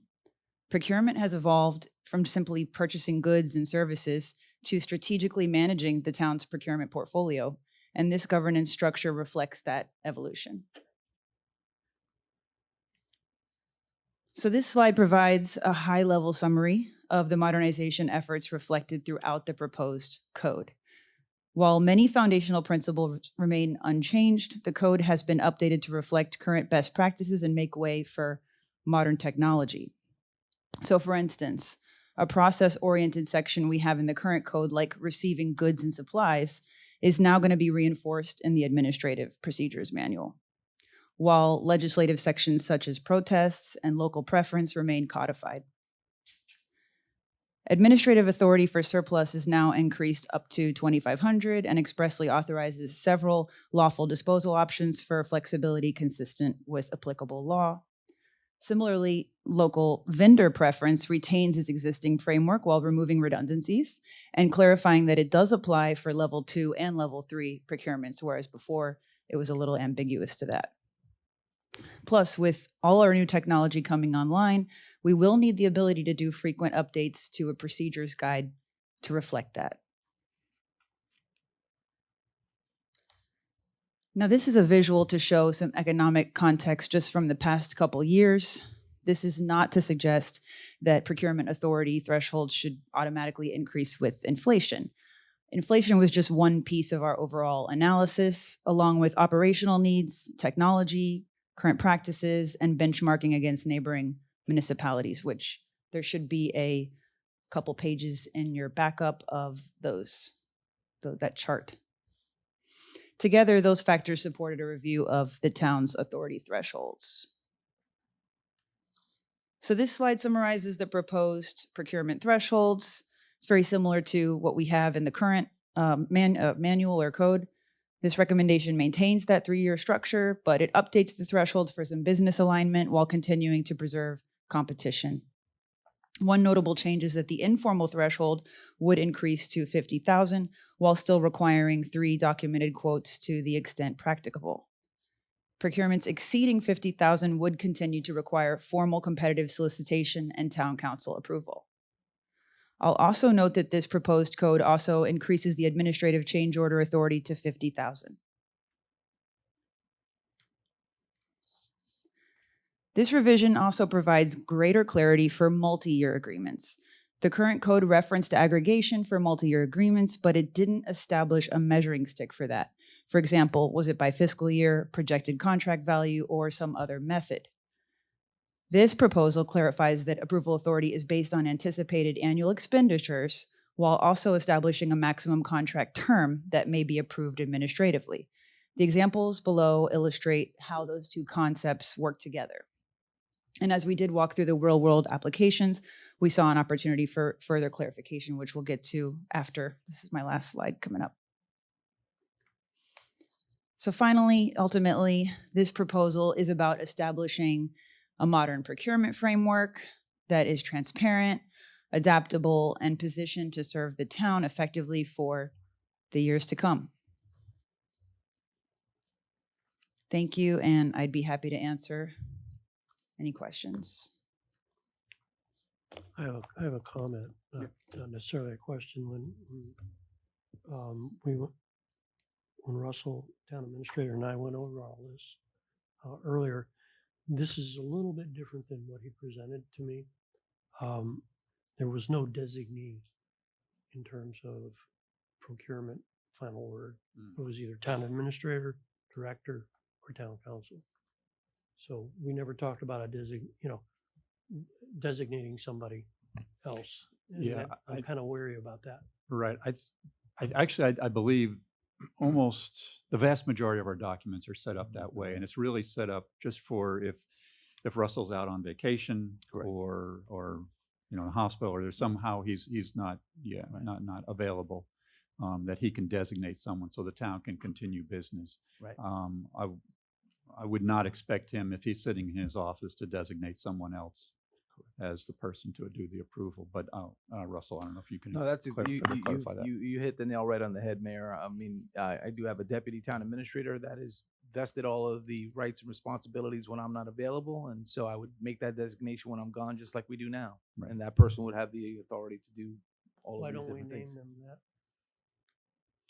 Well, I mean, you want to put the town administrator or deputy? I mean, No, but I wouldn't want to do that Yeah. because it may be some sort of disaster. Maybe a hurricane came through, right? And those two people are unavailable, but Russell can designate someone from his hospital bed or something, I don't want to put it that way, but you don't know what the circumstances are. You don't want to tie your hands, No, I we need understand- I to understand trust that. our town administrator. This is not a non-trust issue. This is just a little bit of a surprise. Okay, Didn't come out earlier. gotcha. So I'm comfortable myself the way it is, but I understand. I did want to talk about the one item, which was, let's talk about so it's basically a multi-year contract that, essentially the way that it's written right now, it's anything over 3 years right, right. So that's is going to need to come to the council, Right. even if it's a $1,500 a year for 5 years. It's Right. got to come to the council. So we're kind of missing something there. Yeah. When we had talked a little bit about, and I think Christina had provided some input onto that. Basically, my thought was on the slide that, I don't see a number on it, but the multi-agreement year slide that's there. Yeah, we'll pull it up again. Yeah, why don't you throw that up there just for a second? Just let me know if this works. We've got numbers on the lower right. Oh, it does. Great. Thank you. So I'm talking about slide number 8. That's it. Yeah. So in that first box up there, I mean, I think I would just perhaps suggest that we strike through does not exceed 3 years. So that if the total contract is less than $25,000, I don't care if it's a 10-year agreement, Okay, I see what you're saying. you can still do it. Okay. That clarifies, that would clarify the Yeah. floor issue we were talking about, because we do Right. have many contracts that are very small in nature, but may have multi-year aspects to it. So, Right. Yeah. Yeah. Right. So it does say annual expenditure in that box. We would have to revise that somehow. To just total say total yeah, commitment. total, yeah, total expenditure does not exceed 25,000. I think Right. would cover your intent, Mayor. Right. Including renewals. Yeah. Yeah, I that's- keep going back to the 3 years, Steve, because this isn't about Russell. This is about the next guy, of course. But him encumbering the town for 10 years, and it's only 15,000. It's still 150,000 over 10 years. And No. No, What I'm couldn't saying is the exceed. total contract cannot exceed 25,000. gotcha. Okay. And if So that's on a over 10 years, we couldn't be more than Sure. $2,500. and it's $1,500 a year. Sure. That's Okay. my thought. That makes sense. Yeah. Okay. Yeah. Yeah, I was a little dicey around the terms myself when we had our conversation. Christina, this is a great job. I mean, I like the new framework. I dealt with the old one a few years ago, and it was very confusing. For you to split it out, policy, execution, and the processes makes complete sense to me. It's the way I work. So this is a lot simpler to follow now. Thank you. Thanks for the hard work to you and Russell and. So, good. Mayor, quick, Yeah, Jim. Mayor, quick question. You said 10 years, $2,500 a year. Any contract that you involve yourself with over a 10-year period, it's going to continue to get more and more and more. So do you think that 10 years, I mean, I didn't select 10 years. I used that as an example. And what I'm saying is that, and you're right, some contracts have escalators in it where it's going Yes. to increase your year. Some don't. Some say this is the price for the next 5 years. You're going to pay this, monthly charge, and you're guaranteed it for the next 5 years. What I'm saying is that in a multi-year contract that exceeds 3 years, if If it's over 20, if the total commitment to the town is over $25,000, that needs to come to the town council. Right. If the total commitment, including renewals, is less than $25,000, I don't really care how long the contract Got is. it. Okay. It I got- doesn't need to come to us. I got you. Okay. The other part on this, Steve, is you're really our last control on this. You sign all the checks. Right. If something looks out of whack to you, oh, I thought, how come I'm signing this again? I remember signing this last year. Now it's 30 grand. So Right. we have to rely on you and future mayors to really be the control on that. And pretty much, you know, to Emil's credit, and he can tell you this is true. Pretty much every time I sign checks, I always have a question or two about a check or two that's there. Yeah. So yeah, that is the final check. I sat in your chair when I was vice mayor for 350 checks. I think it was in one batch. So we got to be real pals at that There you point. go. But the ones that don't look right really do stand out when you understand the process. So Good. Any further council comment on this? I'm going to open it up to the public. Any public comment on this process? Basically, what this is doing, making some tweaks to it, but separating the policy part, which is the council part, from the process and procedure part, which is the administrative staff part. All right, seeing none, public comment closed. just one quick comment. Yeah. Folks, 25 years ago, we had nothing like this. And nobody could tell where the money was going until our auditors fired us and we demanded change. Yeah. So this is huge. So. It is. All right, very good. Christine, any other? Are we good? Please, Mike. The second row there, you still want to keep that in place? Annual expenditure exceeds 25,000 or total we're keeping that in place, Yes, correct? correct. Okay, so my only concern with the revision to the first row would be when you have an as needed service, I mean, utilities would be exempt, but say something like pest control. It would take a long time for that to become an audit issue because I think we only pay $1,500 or $2,500 for pest control a year. But at some point, depending how you couple that, it could go over that. So just something to understand. And typically we only do price agreements on those for like 3-5 years.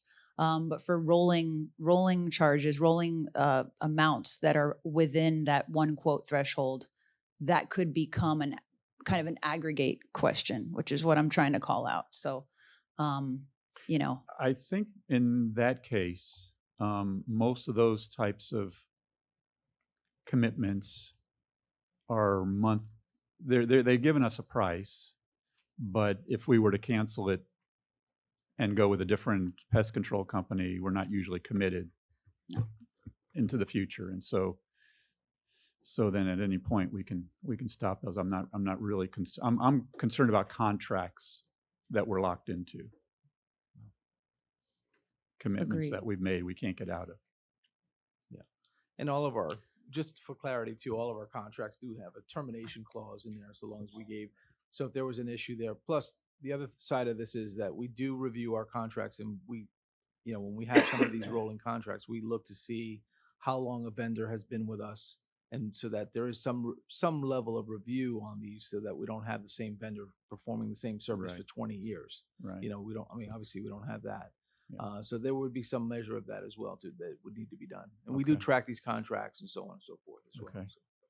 So. Christina, do you have a recommendation change to that? Or? Well, that's why I was saying possibly a floor could help with that. But I see what you're saying about the total commitment is less than 25K with all the years included. So I think that kind of provides a lever on, you know, a stopgap on that. But I just want to make sure it's easy, you know, for us to track or follow as well. So I'll think, if anything, I'll have some scenarios, you know, where it could, and we can, if it becomes something of more of a concern, I can let you know on the next reading. If we need to tweak it down the line, we can always do that. Well, and just as a reminder, Mayor, too, we do have some time between first and second reading that we can look at this issue. Good. And Christina and I and our team can get back together on this particular issue and see that it will work. If there's any issues with it, we can present it at second reading. Good. I- Perfect. I just have a size and scope question on that. Do we sign many agreements for more than 3 years? Not Not really. We recently renewed our landscaping and our irrigation and such for a longer term. Other than those, ours always stay to about 3 to 5 years, which Okay. is what my preference is, just because I feel like Work. you should compete. It's Right. it's about putting it out to market, making sure. I mean, inevitably, as much time passes, your prices do go up, unfortunately, just the way of the world. But Right. at least you can still make sure that you're being fair, open, transparent, and putting it out. Agree with all of the above, but when you put up their 18% cost of CPI increase, since what, 22? If I were on the other end of those agreements, I don't think I'd want to go more than 3 years because you don't know where the economy's going. What we've started doing to kind of negotiate that issue is we will include automatic escalators in there so that when we're negotiating it and signing it, they already know what it is. So it gives us some firm ground and them as well to know what their increases are going to what bone they're going to get thrown. Just because we're never trying to really hurt the vendor. You know what I mean? Sure. They serve us and they're a They go partner with us. away, you lose them. Yeah. Absolutely. Do you use CPI as the escalator? Typically, yes, CPI or the lesser of 3%, whichever, so we like that clause because Sure. it kind of anchors us too, because CPI can get crazy. Yeah. Yeah. I have Good, one thank you. question. I have one Yeah. question. If we have, I'm thinking a scenario. If we have a contract, 3 years, 24/5, comes up to 24/5, and that your escalator that crosses the 25,000, does that become a council vote then? That's a great question. We do have actually a trumping clause for that to say, hey, if CPI and things like that are included, just so that it doesn't become an audit sticky issue with us, because that would be not only an auditor's playground, but an auditor's nightmare to have to figure that out. So we went ahead and have a clause in there to say, hey, with any type of escalator or CPI that is agreed upon, that's baked in there when the contract is inked, that it wouldn't force it to come back to council. So because we just can't.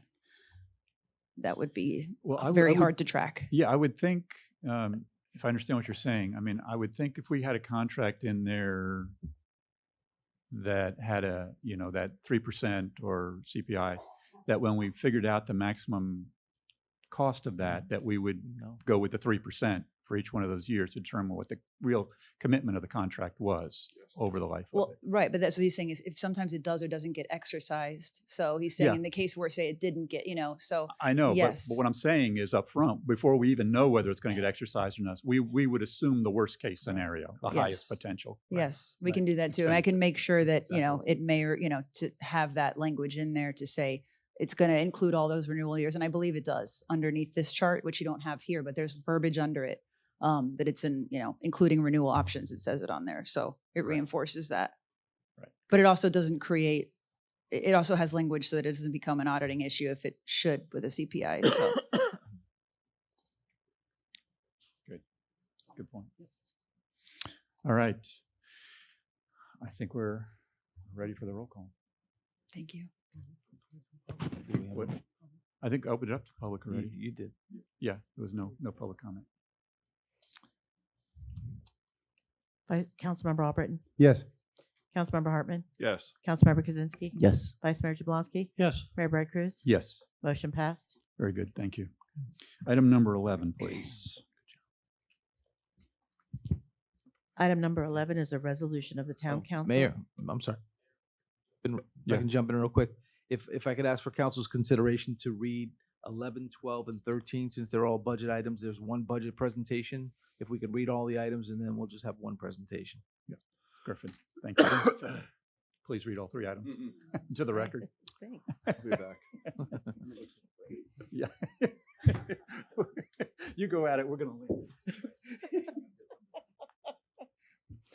This is a resolution of the Town Council of the Town of Southwest Ranches, Florida, setting the proposed millage rate and current rollback rate pursuant to Section 200-065 Florida statutes and establishing the date, time, and place at which public hearings will be held to consider the proposed millage rate and the tentative budget for fiscal year 2027, directing the town clerk to file said resolution with the property appraiser of Broward County pursuant to the requirements of Florida statutes and the rules and regulations of the Department of Revenue for the state of Florida, directing that a certified copy of this resolution be sent to the Broward County property appraiser and tax collector and providing for an effective date.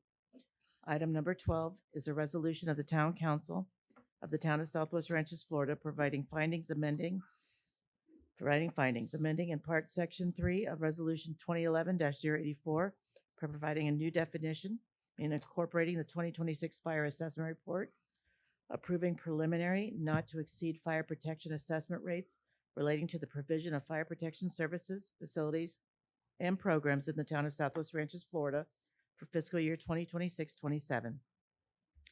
Providing for the imposition and computation of fire protection assessments, providing for an exemption for the veterans with service-connected total and permanent disability, providing for legislative determinations of special benefit and fair apportionment, establishing the preliminary rates of assessment, directing the preparation of a preliminary assessment roll, authorizing a public hearing, and directing the provision of mailed and published notice thereof, and providing for an effective date.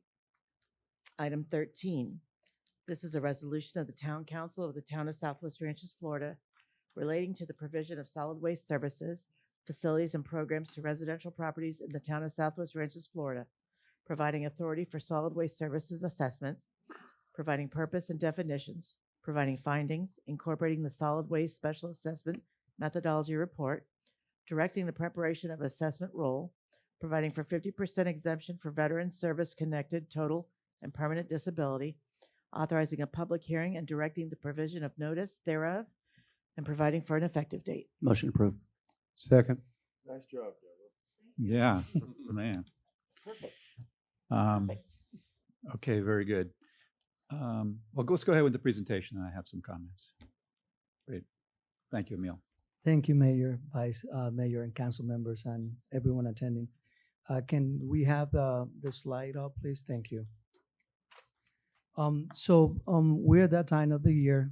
This is the preliminary tax, again, not to exceed. That means that it can be maintained or it can come lower depending on council directive.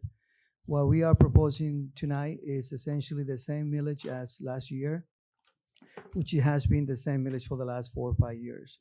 A rate increase for both, for the initial fire assessment and also for the initial solid waste assessment.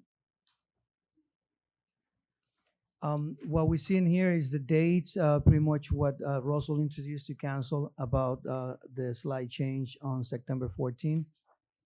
Tonight, we are again doing the preliminary millage and initial fire and solid waste assessment adoption.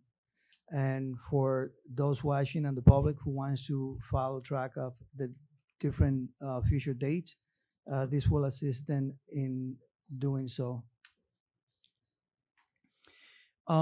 What are we doing here? This slide is pretty much providing a snapshot of what you're going to be seeing once we go deep into each one of those 3 different pieces of the preliminary budget. What we adopted in 25-26 and what we're proposing now in 26-27. Again, for the millage, it's the same millage, 3.90. For the fire assessment, it shows an increase of $99.22 per residential dwelling unit.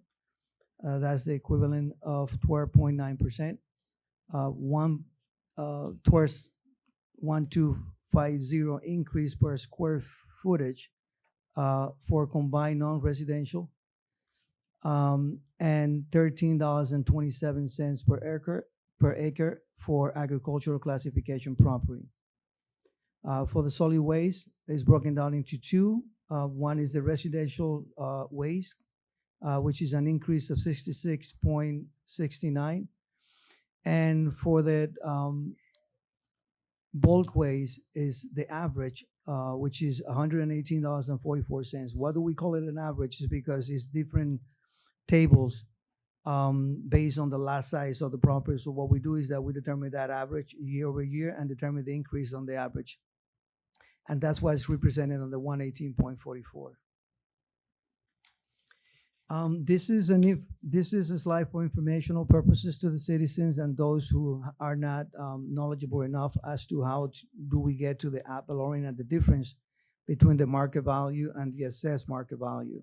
It provides the formula so anyone at home can actually do a quick calculation as to what their tax would be. And it provides a quick example below how to get to that number.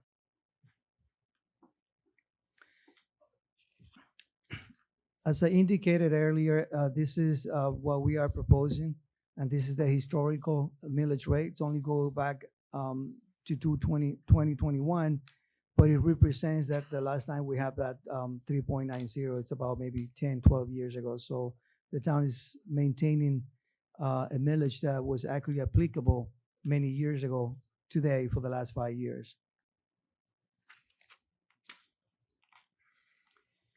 And how do we get, what are the things that we take into consideration as to where we have now? Has been conversations about the property taxes that's included here. And we also take into account the GDP, the domestic growth, product growth, what has been established, what is forecast. And based on that information, we pretty much take a hard line, conservative line on the revenue, as well as the potential expenditure increases. What we took into account is that the unemployment rate for 2026 was projected to be 3.9 for the year, but just last month we got a higher rate of 4.2. So it has then since been revised to 4.6 for 2026. For 2027, the outlook is 4.4% unemployment. Something that also impacts the town is the rates. How do the Fed's rates actually it's sustained as that impact our interest earning on a year-to-year basis. The economy is predicted to have two or three Fed cuts this year, and we have only gotten one, and it's pretty much projected to be just one. Although some others actually predict that one could happen between November and December. But for 2027, Bank of America actually predicts one to begin half into the year, calendar year, where others might actually contemplate two for 2027 as a whole. And something that was kind of discussed here by the representative is the uncertainty of the property tax amendment. As we all know, those who doesn't, actually is required to have 60% votes. 60% of the votes is required, and the impact to the town is going to be 150, as the mayor indicated in his introduction on the comments, is that even though it says 27, 28, even the fact that our fiscal year goes from October 26 into 27, ours would be impacted in fiscal year 28, which is 27, 28, and then 28, 29. And for those watching also, this 150,000, as the representative mentions, it changes. It does change, because when we did the previous calculation, we were contemplating on the assessed valuation of the properties before we got the final one in July. So using that number, we're talking about the impact for 28 would be at around 125,000 to 150,000. Those numbers will be revised again because of the assessed valuation changes in July. But using those old numbers for 2029, it was pretty much predicted to be between 1.5, $1.6 million reduction in ad valorem taxes. And also, just as a highlight, is that the growth of the assessed valuation of the town has consistently been steady, and the town is currently ranked as the second place within the 31 municipalities on the assessed valuation growth year over year. Last year was 13.25, and this year is about 11.16.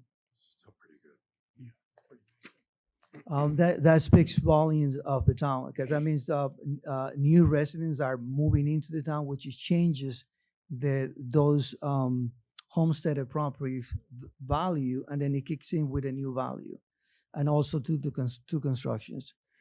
We are proposing 5 program modifications. We call them PMs just for ease of saying.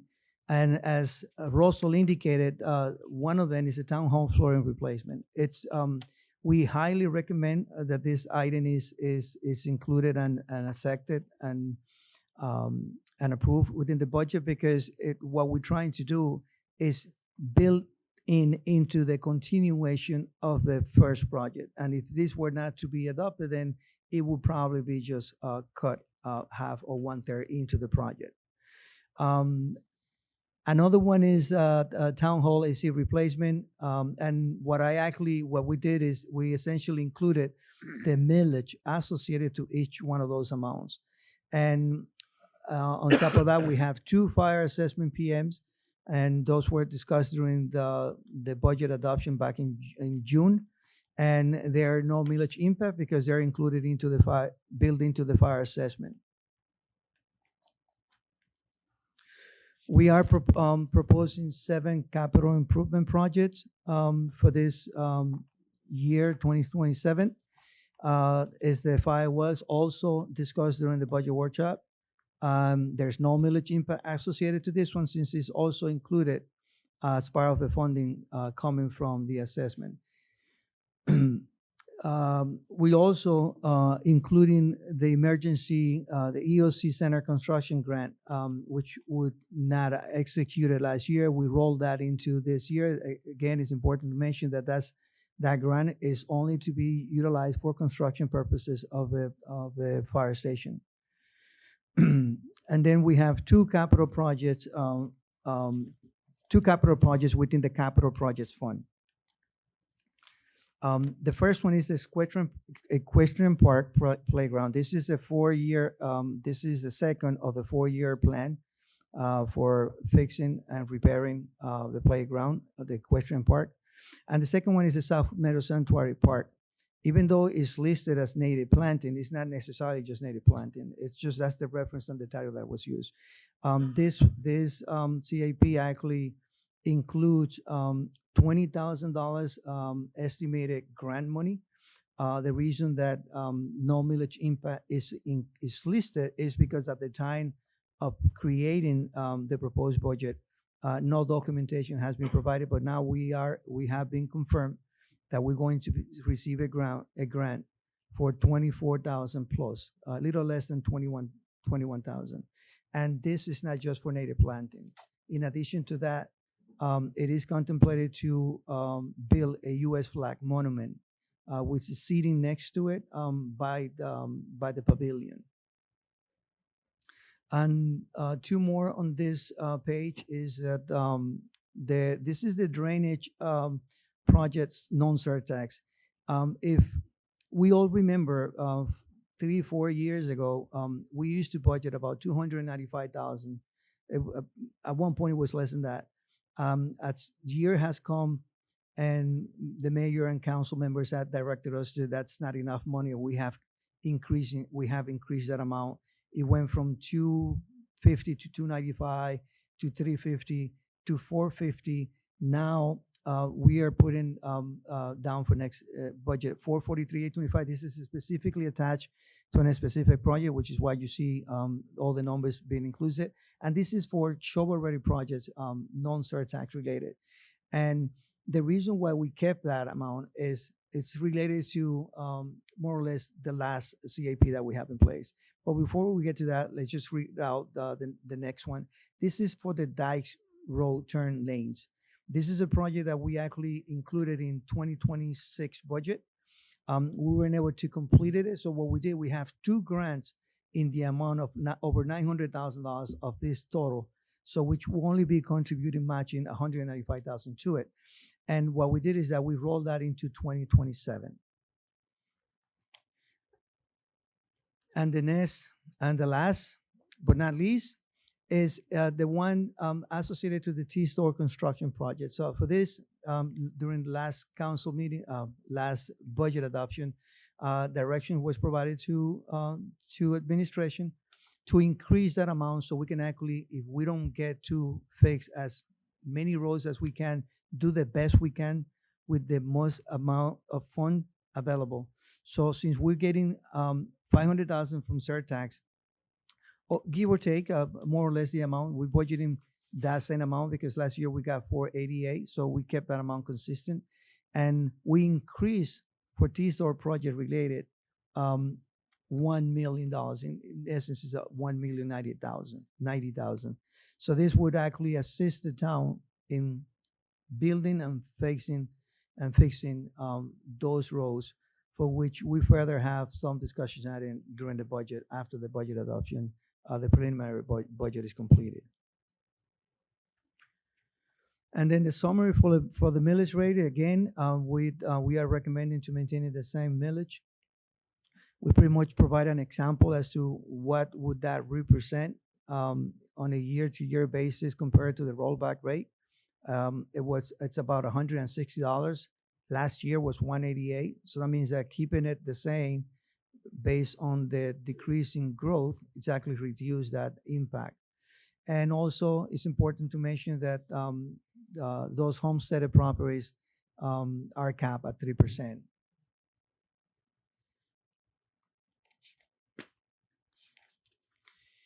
This is the maximum millage that we are presenting to council. Again, the highlighted in yellow is the one that we are recommending for councils to vote on. And that represents the millage, the total resulting revenue associated to it, and the year-over-year increase from what was actually adopted last year versus what we are proposing this year. That's what the net revenue change from prior year comes from. And on the note, it's essentially the same information that I just related to you, that all the homesteaded properties are capped at 3%.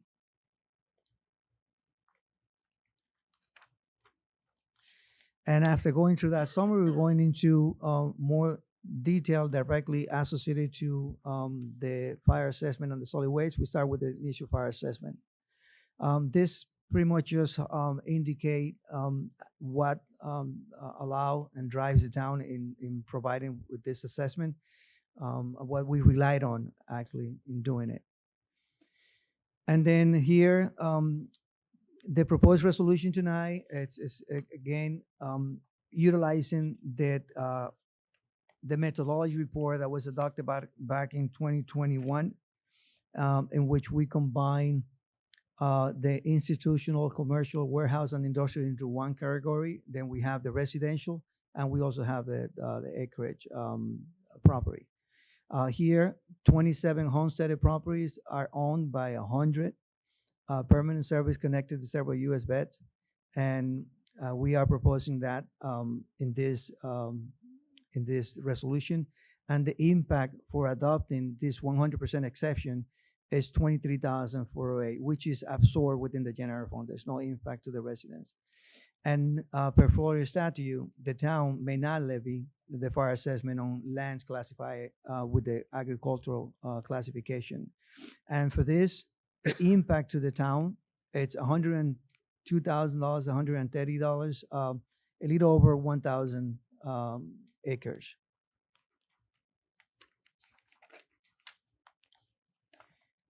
This is a snapshot of the historical, just something similar to what we did with the millage rate. It tells us from 23 to 26 and what we're proposing 27. This is important to mention that there isn't that much fluctuations from 23 into 26. This is because council provided a directive back in 22-23 to utilize a subsidy at that time of a higher amount than was currently utilized last year. And then that subsidy has continued, which is then reducing the impact on these fees, these rates to the residents. The 2027 proposed does not include any subsidy. And just as a reference, for last year, the subsidy that was utilized was $250,000 each for fire assessment and $250 for solid waste, which we're going to touch on again once we get to the solid waste assessment. This is part from within the methodology report. This is what is utilized by the consulting company in determining the rate based on the calls. Based on the cost, it determines the cost associated to it, and that percentage is allocated accordingly on the total cost that was determined for fire assessment, for fire costs. Here it's a little more background as to what the summary indicated on the second slide is what the increases are for residential is 99.22. This is primarily due to the increase year-over-year increase included in the Town of Davie public safety contract, which is 4.5%. And it's also mentioning what I just alluded on the first slide about the $250,000 subsidy. For the acreage, the increase is $13.27 per acre, and the combined blended methodology is 0.1250 increase per square foot building area.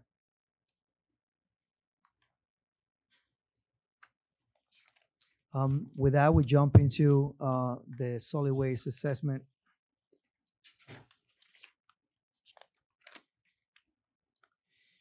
This is again just like as I indicated on the fire assessment. This is what it allows the town to assess the first two items.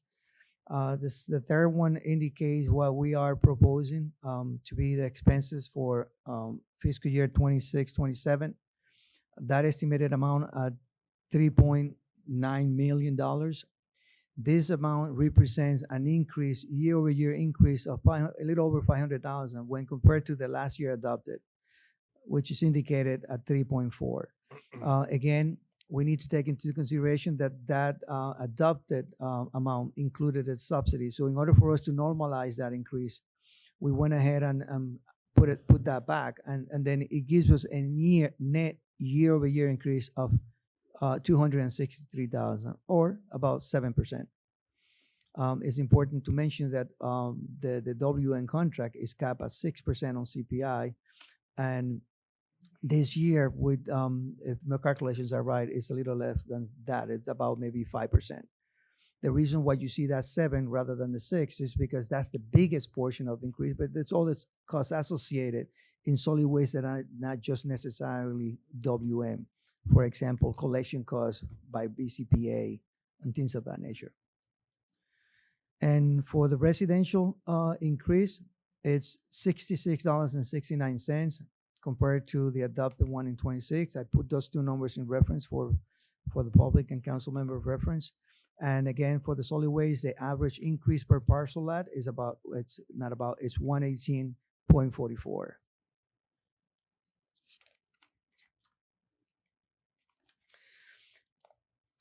Okay, so we have had conversations about the first item, so I'm going to introduce that by indicating that we are in this solid waste assessment proposed amount, we are including, and in the resolution, if residential parcels proposed to be 50% exempt from town council tonight are 27 homesteaded properties that are owned by 100% permanent service connected to several U.S. vets.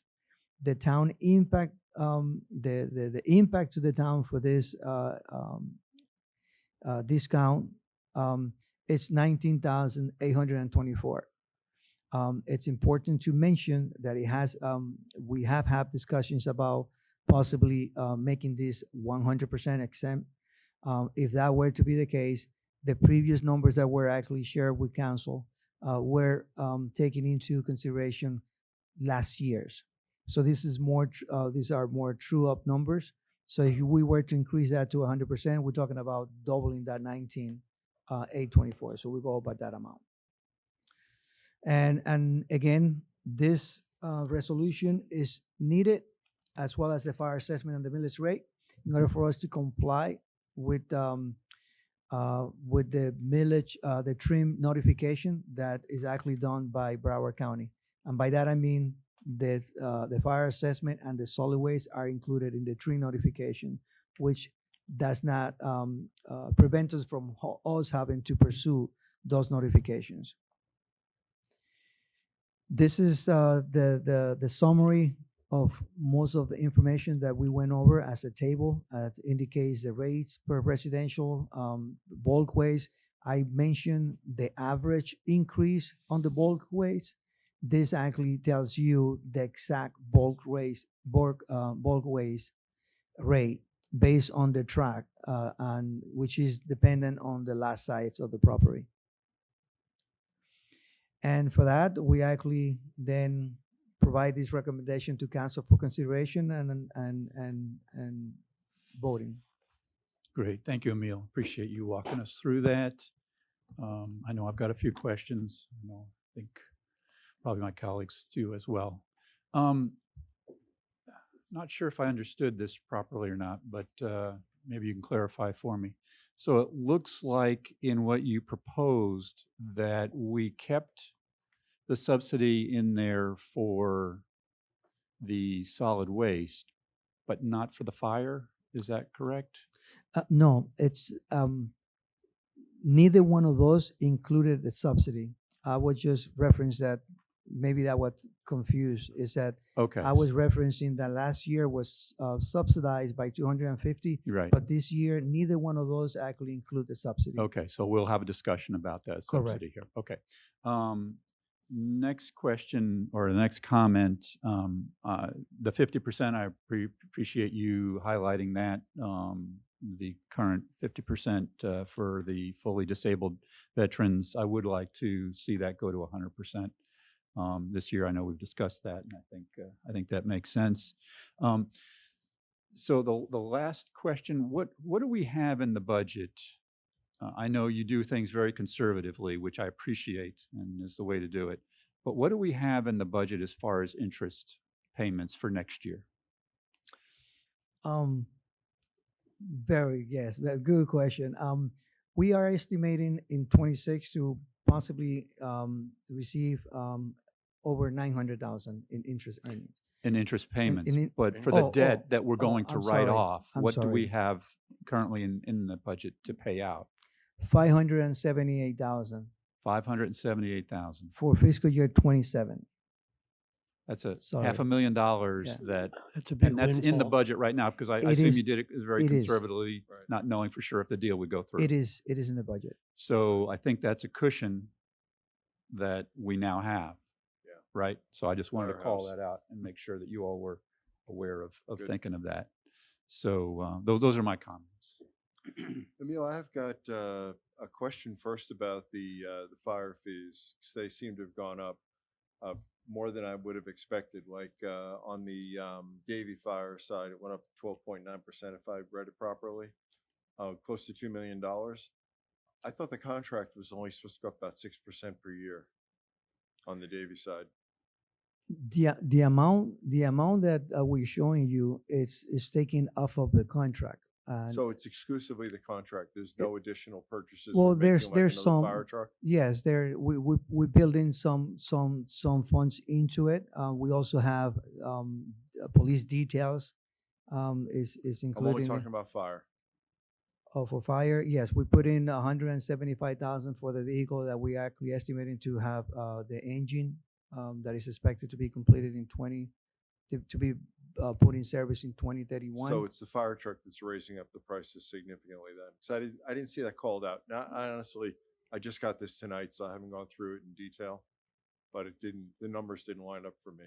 I can give you a little bit more meat into it.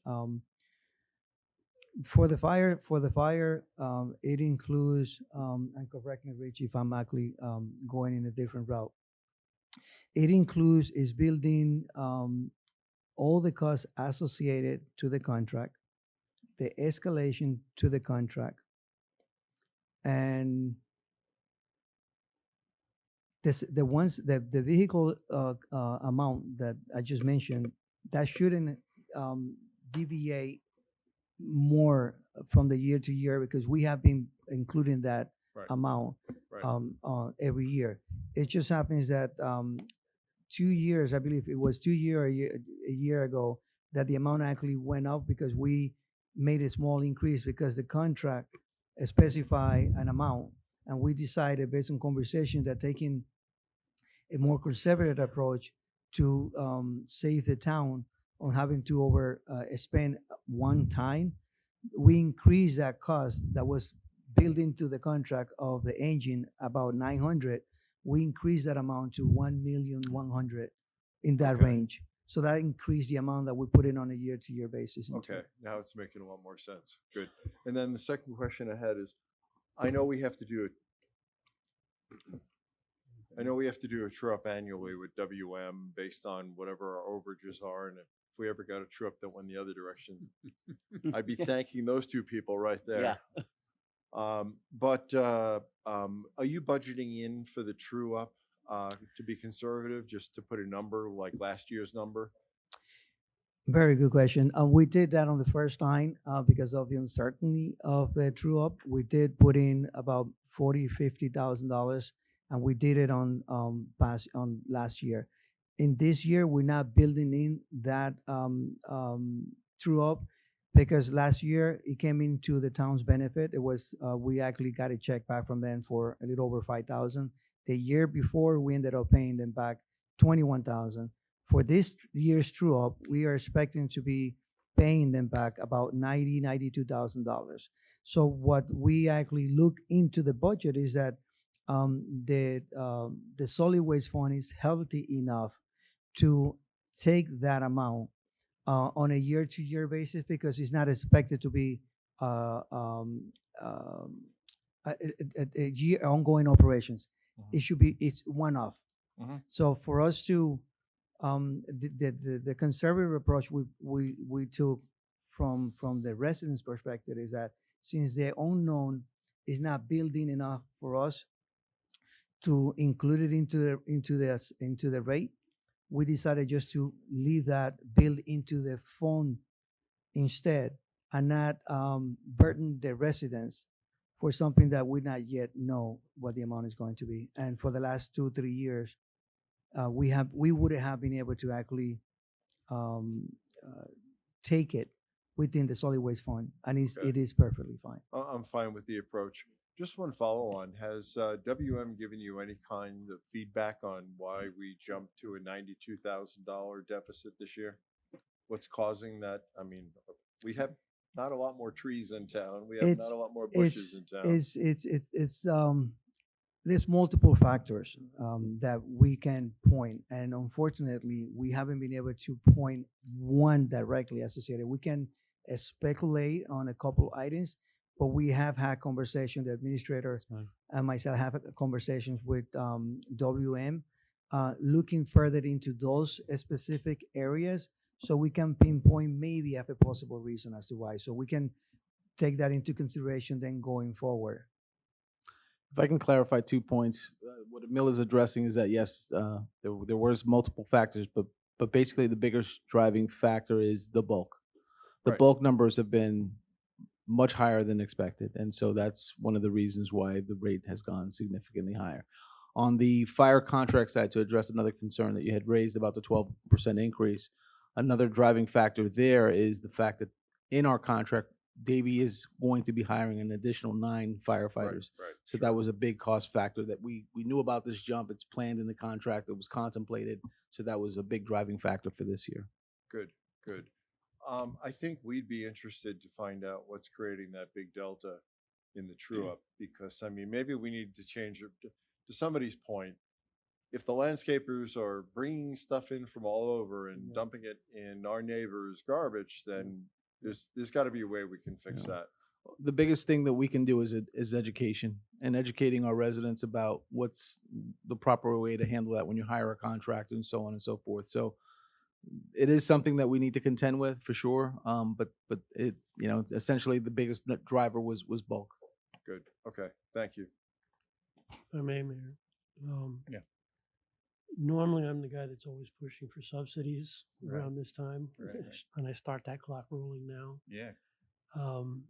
We have a potential, or not a potential. We have a almost $600,000 windfall that we're getting with it's going to go on in perpetuity for that. I always told people for the last 5-6 years that we were going to apply that to the millage, which was I think our original intent many years ago when this all started. But with this new property tax situation that's coming up, I don't think the 100% for the veterans, I'm fine with that. Yeah. But I don't think we should touch anything else in terms of subsidies. I think it would be prudent for us to see how this lays out. And if it doesn't pass, we can work on it next year, and subsidizing some of the costs, but not this year. I don't even think we should look at it. You sound like me. I do sit next to you, so you are rubbing off. I'm going to sound a little like you. Yeah, I mean, that's exactly what I was thinking. That's exactly what I was thinking. But then I thought to myself that because it is this windfall, here's my concern that I brought up the last 2 or 3 years when we've discussed the subsidy, is that 1 year it's going to end, and we're going to see a chart just like this, where it pops up like $100 like it did this time. And that's always been my concern. And people are going to think, well, what did you do wrong that year? Why did it all of a sudden pop up? Not realizing that we've been subsidizing it for all these prior years. And so what I'm thinking is to do it a little bit more of a stepped approach rather than doing the 250 for the number of years and then 0 this year. Ripping off the band. Is maybe, yes, yeah, maybe not rip off the Band-Aid quite so much, and maybe just do 100,000 this year on each of those, so that it's not quite the full $100, and then next year we'd be in a position to not do it at all, and it's, you know, and then we're back to, because the other element of it is being fully transparent for what the cost really is. Which Yeah, there's no, an element I'm to that. fine with that. I Yeah. just wanted to throw that out there, that with the property tax situation coming up, the voting, we don't know which way that's going to We go. don't. And I don't want to say hoard cash, but we need to be very prudent with what we've got in the bank right now. I agree with you. Mm. I agree with you. I would do the compromise of like 50%. I don't have a problem with that, with 100,000 or 100,000. Yeah. You know, I mean, we've got more meetings to go yet Right. before we solidify that. Right. Yep. Good point. Mayor, are you still considering the vets at 100%? 100, absolutely. Okay, Absolutely. thank you. I was just asking. Yeah. Thank you. I do have one quick question. How come there's no fire fee on 1,000 acres that we have in town that's agricultural land? If you've got cows out there walking around and stuff and there's a fire, who pays to put it out? We do? We I do. mean, there's no fee that you can charge. That doesn't State make law. it, I know it's That's state state law, law, but yeah, but that's a lot of money. It's $102,000. That's a lot of money. It is. I agree. You go north of the lake, I'd love to know how those fire departments survive because it's all agricultural land. I have a follow-up. Yeah, Dave. What Jim has here, where it says the town may not levy the fire assessment on lands classified as ag without a dwelling or farm building under 193.461. What if the property has half of it ag? Is that apportioned, or do they pay the full fire fee? There's a special classifications that are predetermined. Those are multi-use. Some will probably get the dwelling, the fire dwelling rate, the 667 rate. I just don't remember by heart the amount, but you will get the fire rate for the home because you have a home there, and then you will be exempted on the land that is agricultural classified.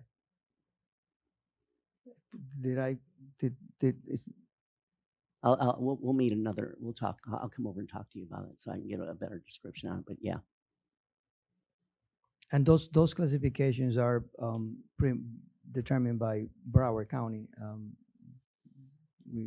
Just remember, guys, we got more meetings to go on this, so we can clean up the questions as we go along. Yep, I agree. Mayor, may I say something? No.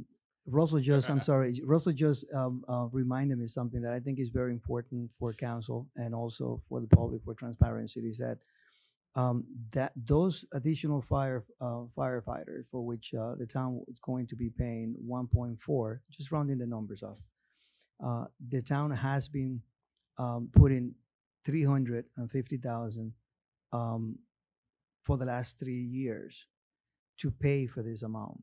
So once we pay that amount off, that's going to be built into the contract going forward. But the 350, that increase is not going to be 350,000. So that money we've been putting aside, we no longer be putting it aside. Okay. How So right close now, are we're we on that? smoothing out that first payment. Correct. Yes. So, speaking of that, so when are we getting the additional firefighters? Per the contract, they're being hired April of 2027. April of next year. Correct. Have we, since we're not going to have a facility for them to go in by that time, Correct. do we have in the budget what we're Mobile going to home. need for, my understanding is we're going to displace our volunteers into another location and then have Davy take over their spot until we get the actual facility built. That other location that we're going to need to put our volunteers in, is that part of the budget? We did not include that in the budget yet because we were still negotiating that agreement with Davey, with the contemplation of bringing something to you at the next meeting. So Okay. we have not put that into the budget yet. Okay. But So our that- thought was we would lease something, not necessarily build a capital Right. item. Okay. So we're going to need to include that Yes, before we get to final budget. correct. Somewhere in the expense budget. Yep. Okay. All right. I'm going to open up to the public. Any other council comment before we open it up? Seeing none. Any public comment on any one of these items?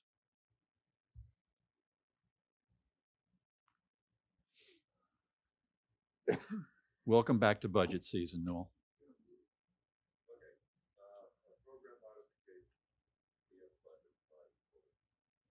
Town hall flooring replacement. Is that 75,000 this year and 75,000 in the new budget? Or is it 75,000 this year and 150,000 in the new budget? I think it's 7,500, right? I'm sorry. So the quotes that we did receive were exponentially higher than what we thought they were going to be, Okay. unfortunately. So it is 75 for the first year and 150 as a maximum for the second year. So it's No. a total of 225,000 total. Correct. That's a lot of expensive flooring, ladies and gentlemen. How many square feet is the building? And so about 11,000 square feet. Wow. Yeah, well, okay. Okay. I think we're getting hosed, but okay. Can we do marble? No. Keep in mind the costs associated with it are removing the old flooring. Sure. You know, there's a lot of Moving the furniture. yada, freight. yada, This is yada. a lot. Correct. That was a lot of demo. Okay. Active Yeah. environment. Debbie? I was just that true up with WM that's primarily attributable to the bulk pickup. Maybe part of that is, I mean, it's one thing that Councilmember Kaczynski brought up earlier is illegal dumping. Some illegal dumping was a massive amount of illegal dumping was reported to me more recently, and I don't know how, maybe there are, whether it's landscaping or other property owners, whatever they are, property owners that are allowing the illegal dumping on their property, where it's reported by another resident that a property owner is allowing illegal dumping, whether it's C&D or whatever it is. I don't know what procedures the town has to maybe hold property owners accountable for illegal dumping, not somebody else dumping. Code Yeah, I will say this, that if, just as informational for our residents, if you have illegal dumping on your property, what you need to do is you need to let the town know that this happened so that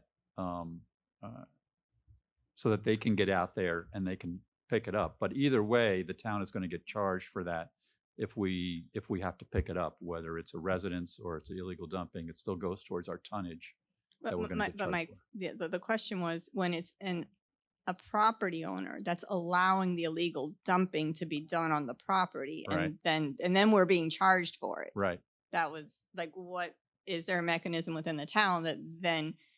Because what I was told is they need the property owner to report the illegal dumping. But if the property owner is the one that's allowing the illegal dumping, what's the mechanism that can solve that issue? Yeah. Yeah, I mean, it would have to be somebody else reporting it if they're not going. It doesn't need to be the property. It normally is the property owner that would be reporting it, but anybody could report it. All right. Any other public comment on the? Seeing none, public comment is closed. All right. Yeah, Emil, any closing comments, thoughts? All right. So first of all, thank you for all the hard work from your whole team on this. Yeah, I know it's a team effort, even the department heads and all the way up, and you even talked to the council a little bit on this. So no, great team effort. So thank you as always. Very professional job, very understandable presentation, very clear, highlighting those items we really need to look at. So thank you for a job well done. Appreciate that. All right. Do we have a motion do we want to do motions individually on all three items or in a group? Okay. So we're going to look at the first one is item number 11. Yes. Motion to approve. We have a motion for item number 11. Do we have a second? Yes, second. We have a motion and a second on item number 11. Please call the roll. Councilmember Hartman, Yes. Councilmember Kaczynski, Yes. Councilmember Albritton, Yes. Vice Mayor Jablonski, Yes. Mayor Bright Cruz. Yes. Motion passed. Do we have a motion on item number 12? Motion for number 12. Second, that one too. Approval. Okay. We have a motion and a second on item number 12. Please call the roll. I have a question Yeah, on go that, ahead. if you would, please. Is this the one where we would approve the 100% for the?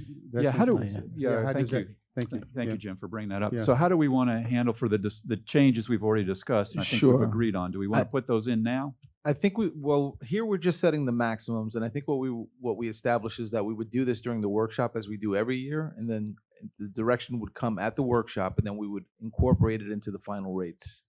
Okay. But we're going to raise the That- maximum, aren't we? I guess, I agree with that, but I think we've got a consensus. So in the workshop, I would include Sure. those changes in the workshop, so we don't have to like, It's only Quick- one, remember 'em. It's only one change on number 13. okay, so what would the changes be? The number 13, and then to me, the other change that I think maybe we have a consensus on is a $100,000 subsidy For both. on both the fire and the Right. and Right, solid but waste. all of those are being reduced. That, we Yeah. can add that at any time. Because that's we're gonna not, reduce we're it. not raising it, we're lowering it. Correct.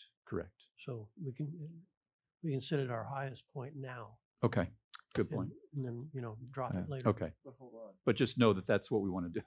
That's what I'm trying to get. But you're right. We're talking about the. Yeah, we're setting the maximums setting the tonight, so Right, the subsidizing it maximum and lowering the rate later Mhm. on, you can do You that. can at throw any the time. subsidies on at any time between Okay. now and the final. Subsidy, yes, but should we be upping to the 100% on the permanently disabled veterans? That's a now? subsidy, Yeah. that's a subsidy though. Mm. That's part of the Yeah, but subsidy. the other half Wow. of the town pay, Yeah. the rest of the town pays for it. We're not reducing our costs. We are keeping our costs the same, but we're distributing the tax on it differently. You know what? But- It's still the same amount of money though. Yeah. Okay. Never mind. Yeah, I think we're okay.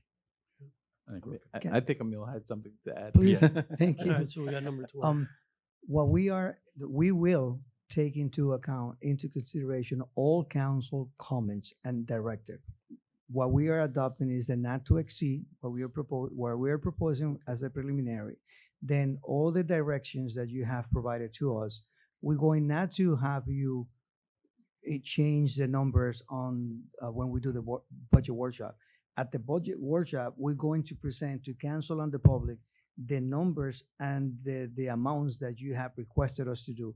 which would include that $100,000 subsidy for the fire and the solid waste, as well as the 100% disabled veteran exception on the solid waste portion. And would it also include the elimination of interest payments? That's when, unfortunately, we have to go back as to the debt payment schedule that we have. If I'm not mistaken, I believe we have already processed the payment for 26. For next year, we can make that remove from the proposed budget completely. And That's have what I'm it- saying. No, that's I what I'm have that talking about. 578, yes. That's what I'm talking about. Okay. Yeah. And that 578 removed completely, because that payment, it's only associated to the refinance of the of that land of the original 7.750. Right. Good. Okay. Yeah. All right. I think we're good. All right. Please call the roll. Item 12, Councilmember Kaczynski. Yes. Councilmember Albritton. Yes. Councilmember Hartman. Yes. Vice Mayor Jablonski. Yes. Mayor Bright Cruz. Yes. Motion passed. Thank you. Item number 13. Do we have a Motion motion? approved. Have a motion Second. and a second. Please call the roll. Councilmember Albritton. Yes. Councilmember Hartman. Yes. Councilmember Yes. Kaczynski. Vice Mayor Jablonski. Yes. Mayor Bright Cruz. Yes. Motion passed. Great. Thank you. Once again, great job. Thank you. All right. Item number 14, please. Item 14 is a resolution of the Town of Southwest Ranches, Florida, approving the Town of Southwest Ranches strategic plan, including the town's vision, mission, goals, and strategic focus areas for 2026 through 2031, and Motion providing for approved. an effective date. Motion approved. Second. Have a motion and a second.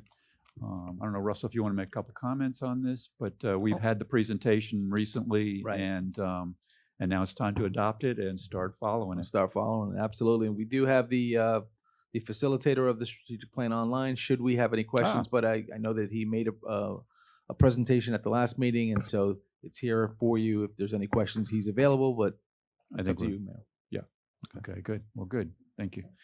All right. Any questions that we have regarding this? Seeing none. Any comments from the public on this? I would like this delayed till next meeting, considering that this needs to be gone over completely and totally, and not just rubber stamped with the changes that were made at the last meeting. First reading. Thank you, Noel. I think that the changes were pretty minimal, and I'm fine with moving forward with it. Yeah. Okay, please call the roll. Councilmember Hartman. Yes. Councilmember Kaczynski. Yes. Councilmember Albritton. Yes. Vice Mayor Jablonski. Yes. Mayor Bright Cruz. Yes. Motion passed. Great, Just thank one you. quick May- comment on Oh. that. Even though, we've already voted. When I've done strategic planning in the past, usually the immediate follow-up was a discussion on accountabilities for what's in the strategic plan. Right. Just so people know where they stand and when they can commit to delivering some of these things. So I don't know whether it's a discussion item for next meeting or next month or when we want to do that. But I think it's important to keep It's it critical. moving. Yeah. Yeah, it's critical. We could list, Mayor, we could list that on for the next meeting as a discussion item if you'd like. The plan itself does have what the next phases are and speaks to those issues that the council member brought up. And again, we did have a final presentation on this previously. Yeah, I'm okay from that standpoint. I think we need to almost put out there a schedule on I don't know if it's quarterly, putting it on the town council as an agenda item quarterly to see where we are on each of the items, where we are accountability, whether we're making progress or. Certainly. I mean, it could be a standing item on my town administrator report if you'd like, or if you want it as part of the monthly report that we do to council. Accountability. I think it should be, but I think more eyes in a Sure. council meeting is even better. Okay. Not every month, but I think once a Quarterly. quarter. Okay. We can certainly do that. Good. Yeah. Thank you. for your Mayor, if I could support. just also just publicly thank Daniel Roseman, who's on the call right now. And also I wanted to thank, once again, Catherine Sims, my deputy town administrator, for facilitating this project. It's been months long and an arduous effort, but I'm very happy and pleased with the results. So thank you. Yeah, yeah. Thank you for saying that, and thank you, Daniel. Thank you, Catherine. This is important, and we want to make sure we get the maximum benefit from it. So, thank you for all the work putting it together. All right, please call the. We already did call that one. Okay. Please read into record item number 15. Item 15 is a resolution of the Town Council of the Town of Southwest Ranches, Florida, approving an agreement with Essential Constructs LLC for the Town Hall and Council Chambers Ballistic Glass Project in the amount of $100,000.00, authorizing the town administrator to execute the agreement and providing for an effective date. Motion approved. Second. A motion and a second. Any discussion on this item? Seeing Just- none, just any out- public is- discussion? Is this like the full amount for the glass? I mean, this is going to take care of the glass, correct? Right. All right. This is- Yep. It's just the doors. It's Just not the glass inside. doors. It's Yeah. not inside. Any public comment on this item? Seeing none, please call the roll. Whoops, seeing one.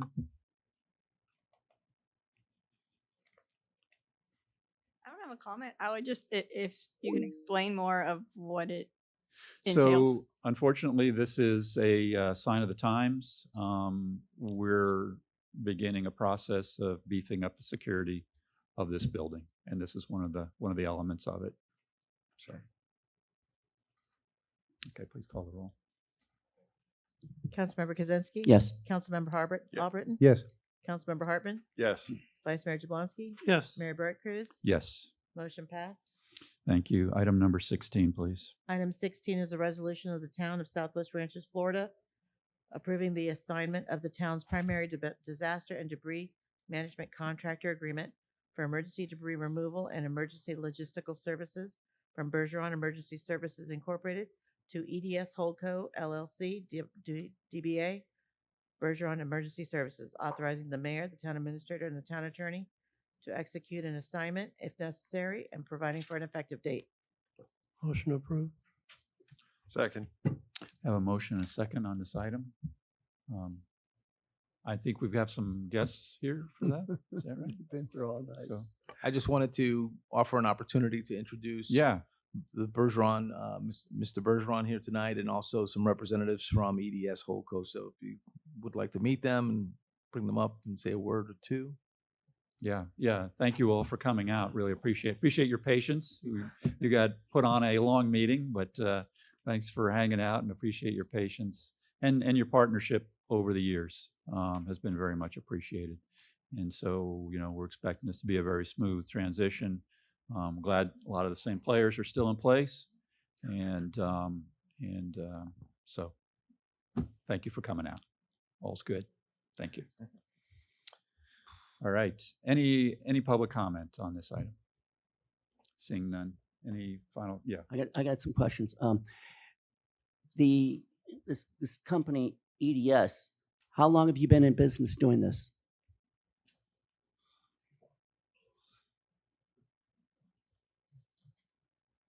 I'm comfortable with Bergeron. I know Bergeron. I've worked with them years. We were. Go ahead, Chris. I want the new guys. Bergeron's still here. We've been in the emergency disaster business for about a little over 50 years. A little bit over 50 years. We do it slightly different, like they're in the debris management business prior. We work with the utility companies. We provide housing, showers, food service, everything for the utility companies and the linemen so that they can get the power restored. And then once power is restored, typically the disaster things, take place after that. It's the same folks, same company. We just own them now. We acquired them. So I'm going to need a little more explanation. Okay, when did you form your corporation? The EDS they've been around for 2015, I think is when they became EDS Holdco LLC. I'm sorry, what you added a little bit at the end. What was that? That's when they formed the LLC around 2015. EDS did. I'm looking at the Vision Corporation's website. It says EDS Holdco LLC was created 6/24/2026. So, Yeah. Councilman, that's actually EDS Holdco LLC of Florida. That's just a subsidiary of EDS Holdco LLC of Kentucky. Okay. All right. Any That other says it. questions? Yeah, Mark. Okay, no, so good thought. Great. Thank you for coming out. Appreciate the partnership. And if there's a disaster, you'll be our first call. Yes, sir. It's a pleasure meeting you. Yeah. Mayor Bright Cruz, Vice Mayor, Council. This has been a long vetted process that I've went through with Holdco, Yeah. EDS. The owner, very honorable man, family operated and ran business for 53 years. So woman ran business. It's they hold true to what their name is, and they guard their name and reputation as well as Bergeron does too. And that's why we went through a 2-year process, or I did, with them of vetting everything possibly could happen because of, you know, the family reputation here, everything that goes along with it, the health, you know, life and safety to the citizens of this city. And we're right in, and we're here every day. So the whole system's staying exactly the same. You know, they have one side of the house, they have their debris. I mean, we'll have the debris. And then the other side of the house, they have their catering, food, generators, over $400 million worth of paid for equipment. So what had happened was, through all this stuff, it's really, for me to want to harm any city that I've do anything with, or any of the family, would be just not going to happen. Right. So I really appreciate y'all's time and listening. And I don't live very far from here, haven't for a long time. So I'm still going to be around for a while. Awesome. They've retained me for a little while, so I'll be around. Great. Yes, Great. sir. Thank you. Yes, sir. Thank you. Appreciate it. I'm good. All right. Okay. Let's call the roll, please. Councilmember Albritton? Yes. Councilmember Hartman? Yes. Councilmember Kaczynski? Yes. Vice Mayor Jablonski? Yes. Mayor Bright Cruz? Yes. Motion passed. Very good. Item number 17, please. Item 17 is a resolution of the Town Council of the Town of Southwest Ranches, Florida, approving change order number 3 to the agreement with BRJ Restoration LLC in the amount of $20,460.00 for the construction of a multi-purpose storage unit located on the town property located at 13400 Griffin Road, authorizing the town administrator to issue a new purchase order for this change order and providing for an effective date. Great. Thank you. Motion to approve. Second. We have a motion and a second. Thank you.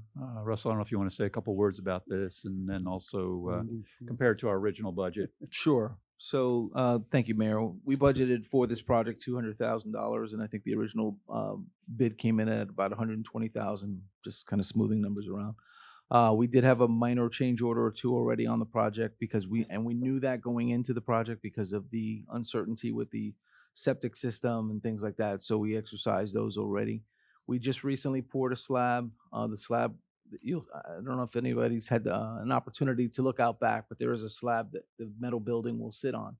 There is a transition needed, so we need to pour additional concrete on there for that, and that will allow for a smooth transition from the building and also for the vehicle that will be housed in there. And that's what makes up the lion's share of this change order, the additional concrete work. So we'll have that. And there's also a small piece that's a channel drain that they basically are throwing in at cost. They're not charging us labor for, and it was an additional like $800 for that. So JP is here from BRJ. If there's any additional questions about specifically what we are looking to do there, timeline, anything like that, he certainly can answer any questions, and I can certainly answer any further questions. So we're still well below original Well, I'm budget. sorry. Yes, I didn't address that. We are still far below. Even with this change order, we still would be about almost $50,000 below budget on the Great. project. Thank you. All right. Any Yeah, public? Yeah, go Many ahead. more projects like that. Yeah, exactly. Exactly. Any council comment on this item? They just did. Any public comment on this item? Noah Hollingsworth, 199th Avenue. Change order 1 and 2, I don't know. You should know about your water lines and everything even before you go in, and know that they're underneath there. Change order number 3 gives me consternation. This is to remedy elevation inadequacies. That's what you're supposed to do before you pour the concrete, is make sure elevation is correct. Not have to pour more concrete on top of the old concrete or additional concrete to take care of a pad that should be 4 inches or 6 inches to begin with. That is a design flaw and should have been in the original budget. The concrete path, that should have been in the original design and request. To the roll-up door and for future vehicle storage. And the channel drain to improve roof runoff, that also should have been in the original request for bid. Those are defects that come back and land on someone's desk that didn't do their job properly. Either the design person, the engineering person, or the person that designed and was going to put in the unit. That is a problem this town needs to alleviate, so we don't have these very expensive change orders. Because the most important part of any budget is the builder says, give me change orders. I love them because I'm going to, never mind. Thank you, Noel. Any other public comment? Seeing none, public comment closed. Any further council comment? Please call the roll. Councilmember Hartman, Yes. Councilmember Kaczynski. Yes. Councilmember Albritton. Yes. Vice Mayor Jablonski. Yes. Mayor Bright Cruz. Yes. Motion passed. Very good. Item number 18, please. Item 18 is a resolution of the Town Council of the Town of Southwest Ranches, Florida, agreeing to piggyback on the Clay County contract pricing for the purchase and installation of replacement components and services for the Sunshine Ranches Equestrian Park Playground from REP Services, Inc. / Landscape Structures Incorporated in the amount of $56,137.01, authorizing the mayor, town administrator, and town attorney to execute documents necessary to effectuate the intent of this resolution and providing for an effective date. Motion approved. Second. I have a motion and a second on this. Any council comment on this item? 1 cent. Got to get it down to the Is that a penny. rounding error? Got to get it down to the penny. That's probably their profit. Any public comment on this item? Seeing none, please call the roll. Councilmember Kaczynski. Yes. Councilmember Albritton. Yes. Councilmember Hartman. Yes. Vice Mayor Jablonski. Yes. Mayor Bright Cruz. Yes. Motion passed. Item number 19, please. Item number 19 is a resolution of the Town Council of the Town of Southwest Ranches, Florida, accepting the bid recommendation for IFB 26-011 from PHI Construction Incorporated for fabrication and installation of 5 park entranceway signs in the amount of $118,925.00, approving a budget amendment to the fiscal year 2025-2026 adopted budget, authorizing the town administrator to execute the purchase order and providing for an effective Motion date. approved. Second. Second. I have a motion and a second on this item. Any discussion on this item? Yeah. He's got 0, 0 at the end. Yeah. George, you've got till November 3rd to get all Yeah. this done. Not to put any pressure on. Yeah. But thank you for stepping up, George. Yep. Yep. Appreciate it. Any public comment on this item? Seeing none, please call the roll. Councilmember Albritton. Yes. Councilmember Hartman. Yes. Councilmember Kaczynski. Yes. Vice Mayor Jablonski. Yes. Mayor Bright Cruz. Yes. Motion passed. Very good. Item number 20 is a discussion item for kind of a new approach for our TISDOR funding and also execution. We have a presentation on this. Right, Mayor. Essentially, what we have is a spreadsheet that was previously circulated to you all. I believe you should have it on the dais as well. Yep. That essentially spells out the different funding scenarios. So it's using the original King study and updating it with our consultant Kimley Horn, we were able to determine valuations for completing the remaining outstanding roads for the Tisdor program. And using the Kimley Horn study, or the update, I should say, they determined a valuation of somewhere in the neighborhood of about $30 million to $41 million to complete all of the different segments that remain outstanding. I asked Emil to come up with funding scenarios and what it would take to fund or finance the completion of these segments, these remaining segments, over various terms. So what you see here, and I'm going to turn it over to Emil, who can actually walk you through this a little bit more succinctly, but essentially what you'll see is 3 different terms, 20, 25, and 30 years, and different valuations depending upon what it will cost, whether it's 35, 40, or $45 million. So what you're seeing there is the average debt payment on an annual basis for those different funding scenarios. And I'll open it up to Emil to say anything further on that. Quite frankly, that's basically what it is. Something to be mindful about is that Talk louder.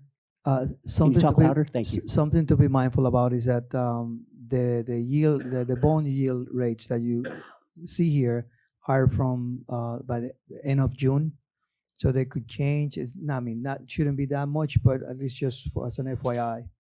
And also that this is, as Russell indicated, is the average. This is just to give you some type of idea of what the payment would be. I also included it, the amount of funds that are currently being included in this coming budget year, which is that $500,000 from surtax and an additional 1.1 coming from the general fund, just as a reference, should we actually pursue something like that and we were to replace those allocations now into the debt service payment. Thank you. I do have a couple of thoughts on this. And I may have some questions for Rod before we get done. We'll see. So when I look at the scenarios here, the terms, 20, 25, 30 years, in my mind, I'm striking the 30-year. Well, let me give a little background. So what we don't want to do is we don't want to get into a situation where the length of the financing exceeds the life of the road, right? That's a big no-no. We don't want to go there. We don't want to be. So to me, the 30-year is off from being consideration, because I think that the life of the road, while certain roads, my road that I'm on, I don't know, I've been there 31 years. It hasn't been paved the whole time I've been there. It's in decent shape. It's starting to definitely showing its age. It definitely needs some work. But so anyhow, I think 20 or 25, I guess I'm okay with 25, but I'm really more comfortable at 20, to be honest with you.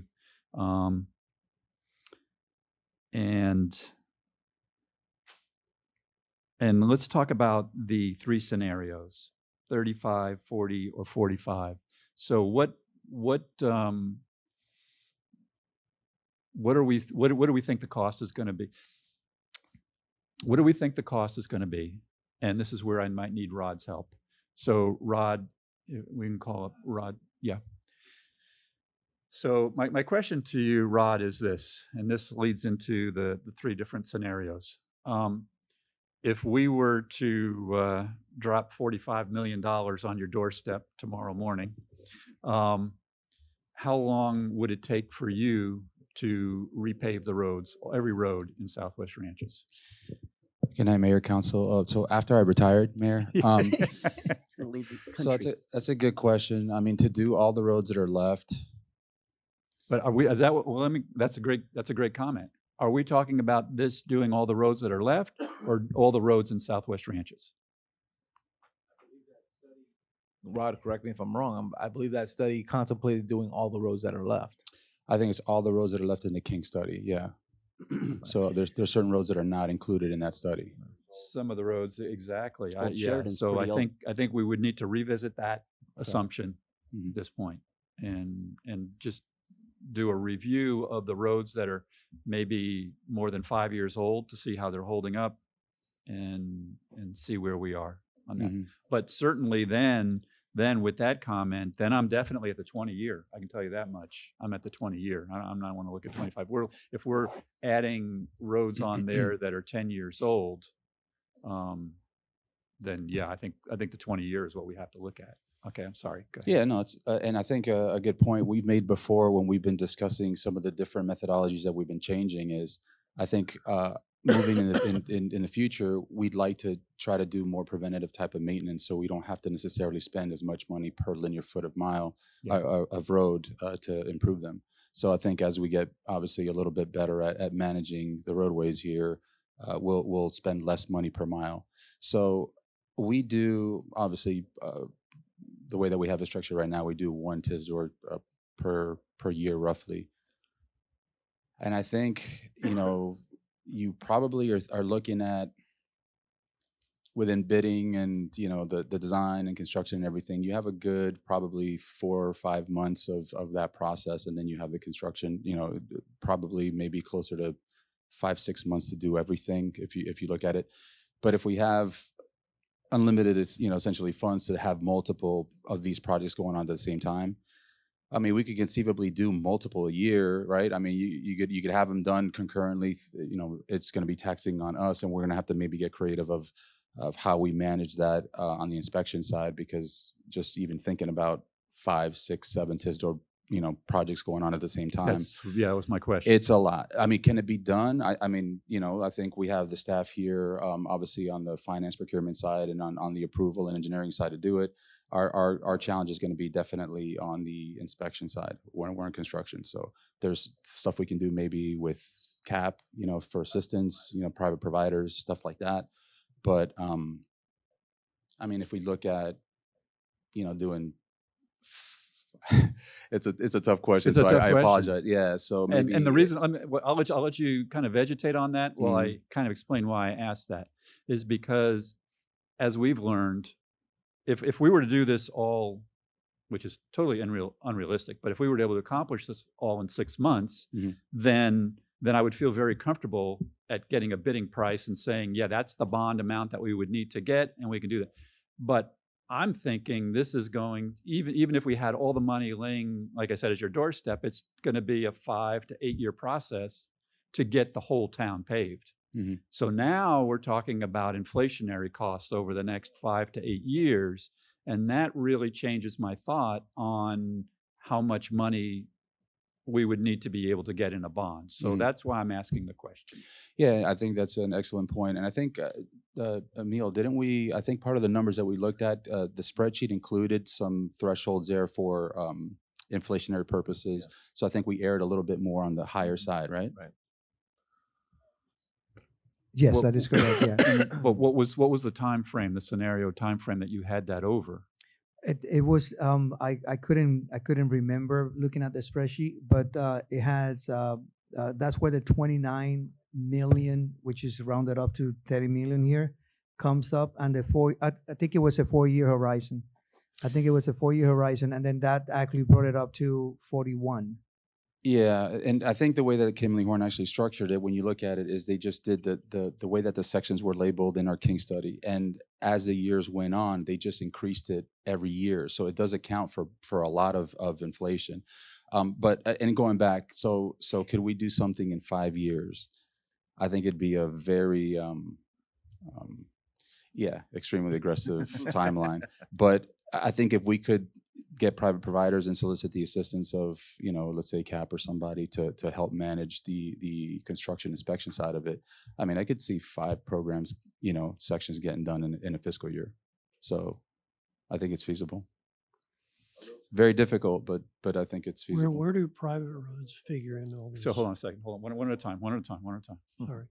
So, yeah, go ahead, Bob.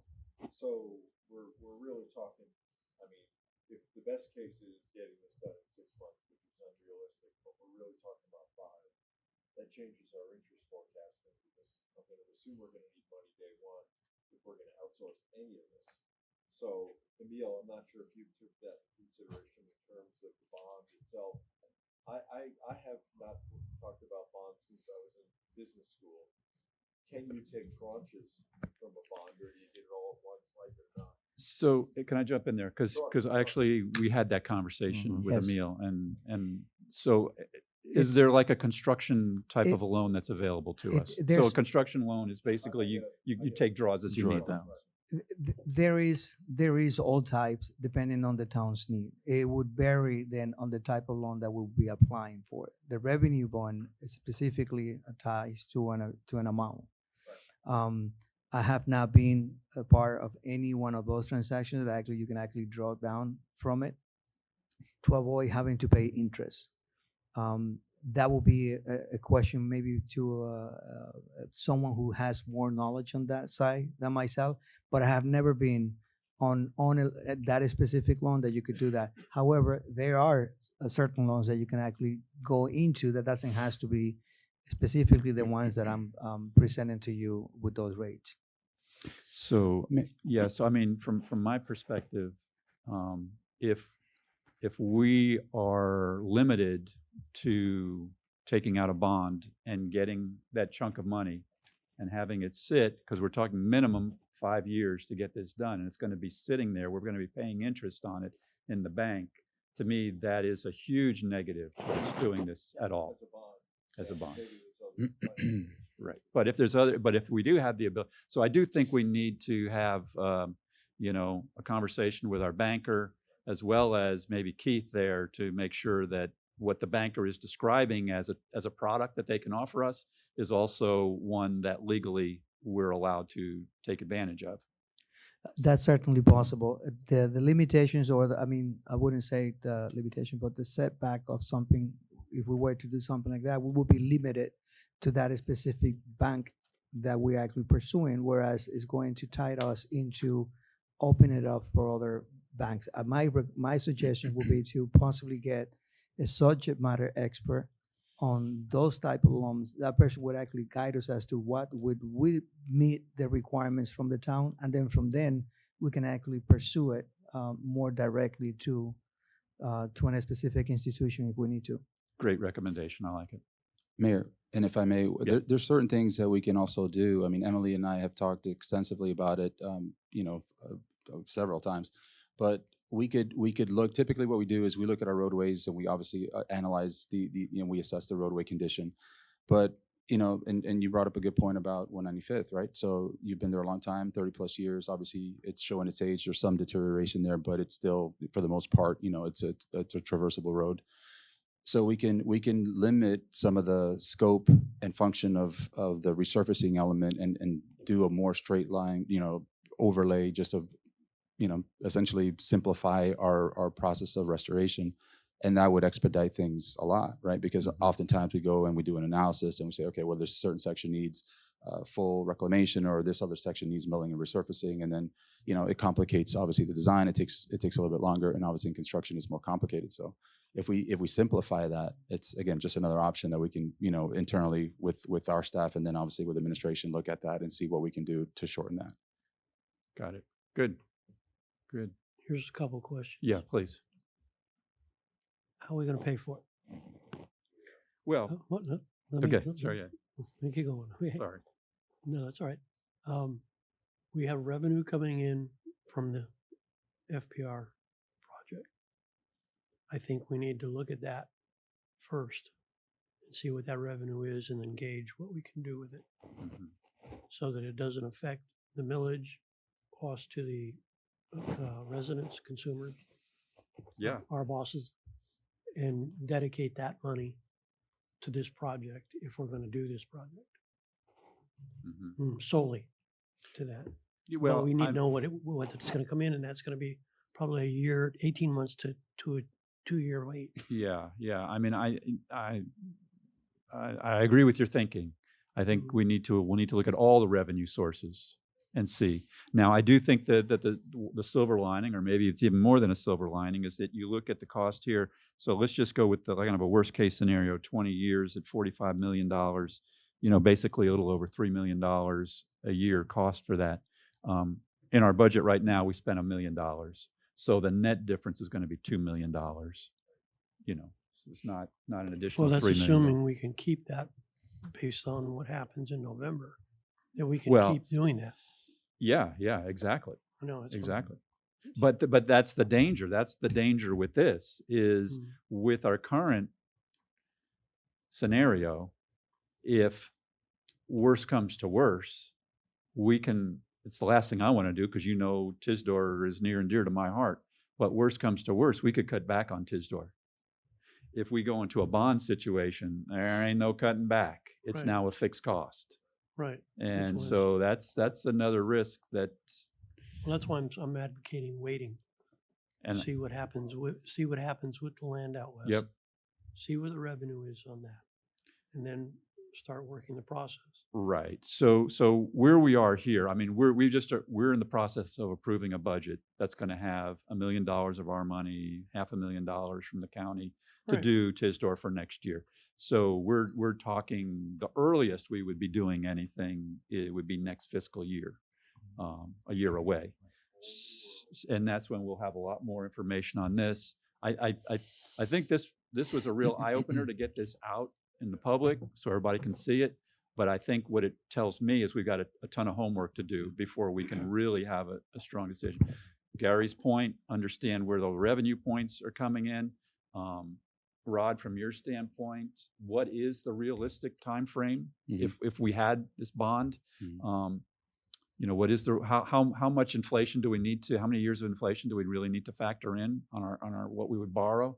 And Emil, from your standpoint, we got to know what our options are out there, because I'll just be honest with you, with 5 years being the minimum, I can't see having that money, paying interest on that money in the bank for 3 or 4 years. To me, that's almost like I ain't going to do it that way. So I'd be really curious to see what our other options are there. So I'm sorry, I got you. No, I was cutting you off. The bottom, there's a couple things that worry me about what I'm seeing on the page. Council member, I'm sorry, would you put your microphone? Thank you. Sorry. There's a couple of things that frighten me. First off, I don't really have a lot of faith in these estimates that we're using. They're just round numbers to me. And maybe they're right, but if we don't know how we're going to accomplish the project yet, whether we're going to outsource pieces of it, whether it's going to take us, we don't really know what our costs are. So in my mind, before y'all can make a decision on what how we want to go about financing, we need to know construction costs, administrative costs, because Rod, I've seen you guys do miracles, but you still have your day job. And this would take somebody on your team or more full time. Forget about the inspections, just to keep on top of them, project managing this whole thing. So in my mind, there's probably more headcount you would need on a 3 to 5 year basis, not FTEs, but to accomplish this project oriented folks. So that's a cost we haven't even considered here, unless you didn't mention it. On top of that, we've got, there's other ways we can do this too. There's a neighbor on my street who owns an asphalt paving company who we can't talk to right away because he's bidding on a project. He's under cone of silence. But I'd love to hear his alternatives, since this is what they do for a living. And when I had a quick conversation, he's like, "Why do y'all mill all those roads?" I said, "I'm sure Rod's got a great reason. You might not need to do them all." Okay. So we make determinations based on maybe something that's 10 years old doesn't need to be milled. But if my street were in the mix, it not only needs to be milled, but it needs to be dug out on the sides, because you can see it's all cracked into pieces this big. But my point is, we need to get a lot closer to some realistic numbers with all your assumptions spelled out. Then we start talking about the financing. But I think they can be in parallel for sure. Right. Yeah, but Bobby brought up an interesting point. Your road's private. Right. And we have like 61 miles of private road, something like that. Yeah. Am I Right. correct? So what are we gonna do about that? Well, actually, it's funny. I've been starting to conjure up a way to get my neighbors to sign on to repave our road because I wish my road was in good condition as yours. My road was done on a Saturday afternoon by Community Asphalt with no permits, no core boring, none of the things you normally do, and it's showing it. We got holes everywhere, and the sides are coming off in pieces. So if they don't want to, they can't keep doing this with concrete. So what I was thinking, my conversation real quick with Russell was, well, we would pay for it. Town's not going to pay for that. We got to bring it up to town spec. So we have Rod and our contractors do an estimate. Then we just look for a place in line in his construction schedule, assuming my residents go along with it. So that's just the thinking on that, Yeah, Gary. no, we have a private road, which I didn't realize in Rolling Oak. Right, right. Some of the One of side the side streets streets, are yeah. completely private. And when I told at one of the meetings, I told the individuals who own the road, they were like in shock. They didn't realize they owned the road. Right. And I said, yeah, it's yours. It's not ours. Right. Yeah. So you got to. That's why we don't fix potholes on your road. Right. 1.1 miles of horrible road right now. It's getting worse. Yeah, I know, but I'm just saying So- that's something we need to factor in. Yeah, Yeah. yeah, the it overall is. total. It is. Yeah, Mayor, if I may. So there's definitely one thing that I don't really like to discuss, and ideally the engineer in me doesn't. I would not want to proceed this way. To answer your question, council member, we do every roadway section that we do. Our engineer of record basically analyzes the condition of the road and makes an assessment. So if it's milled, there's a reason for it to be milled. Now, there could be disagreements with that, and that's fine. But that's our methodology, and that's the way we do it. But we could actually look at. I can't identify right now off the top of my head how many, right? But there's a certain percentage of roads that we have right now that conceivably could be just overlaid without any swale work. Either A, a project has been recently done there for drainage. B, there's already established swales that are in relatively good condition. C, instead of an inch, maybe an inch overlay could cause a situation where water would naturally flow off. If we start approaching this in a more of a maintenance standpoint, where we just are essentially overlaying these roads instead of doing the full blown utility relocate or the utility aspect of it and the swale grading and work, that would go significantly faster, like significantly faster. So what do we need to do to kind of nail down these variables and be able to?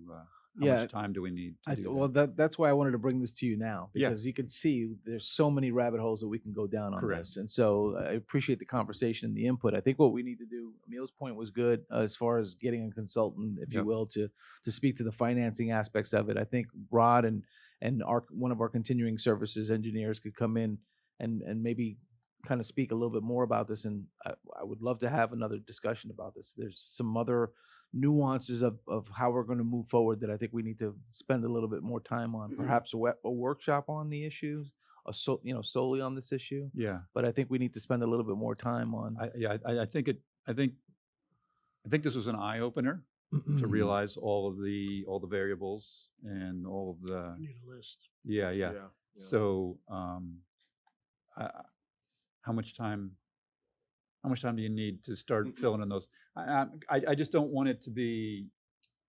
We need to maintain the momentum. First of all, I want to give you enough time to do the work that you all need to do, Right. but I don't want it to be a year from now that No, we have certainly. this discussion again. Yeah, certainly. My thought would be to circle back and put something on a September meeting, whether it's a workshop or something, just to have more, because it'll give us an opportunity to talk to some of our continuing services engineers and come back with, a plan. Bring that to council. Let's do it in October. Okay, Give yourself that's a little fine. bit more time. Okay. I think there's more here. Yeah. than Okay. September will That's allow. fine. Yeah. We can do it in October. Let's I do it just- October. End of October. I don't want it Yeah. to fall on the End of back October. burner. Can I just Yeah. throw one more thing out? On the financing side, I like Gary's idea of subsidizing this with a continuous revenue stream. But again, back to the changes that the state is bringing our way in terms of collecting revenue. We have to get really creative here. I mean, maybe we need to create special taxing districts. So you pay to repave no free lunch. You pay to repave your own road. Doesn't matter that the town is doing it for you, but we've got to figure out a way to fund this, because if our ad valorem taxes go away, how do you pay for this? We can continue with our TISDOR line item, but is it really fair for somebody who lives on a side street to be paying for the entire town's project if there's no free lunch? Because the people that live on the big streets, or maybe we charge them based on the number of linear feet they have, I don't know what that is. There's a million options, but we need to look at that, because I don't know if we can do this. Yeah. I don't know if we'll have the money. Up- Nobody's going to float us a bond if we can't pay it back, or give us a loan. So, So, you know, and plus we need time to get all this answered. And I think, you know, it's great that the discussion is starting now. Yeah.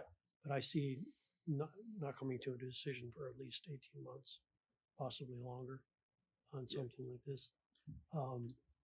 We need to nail down the revenue sources. Hey, Gary, can you go closer to your microphone? Huh? Can you talk closer? Sorry, we need to nail Thank down you. the revenue sources and how we're going to pay for it once we get all the answers Yeah. to the questions. And There's a ton of. because here we just got out of debt, and now we're talking about going I know. right I back know. into it. You're reading my And here's mind. You're 41 reading my million. mind again. Yeah, I mean, this You're is reading like my mind again. yeah. I don't like it. I don't Yeah. like it one bit. I don't like it Yeah. one bit. Mayor, if you So, would. but Yeah, Yeah. if you would, real quick.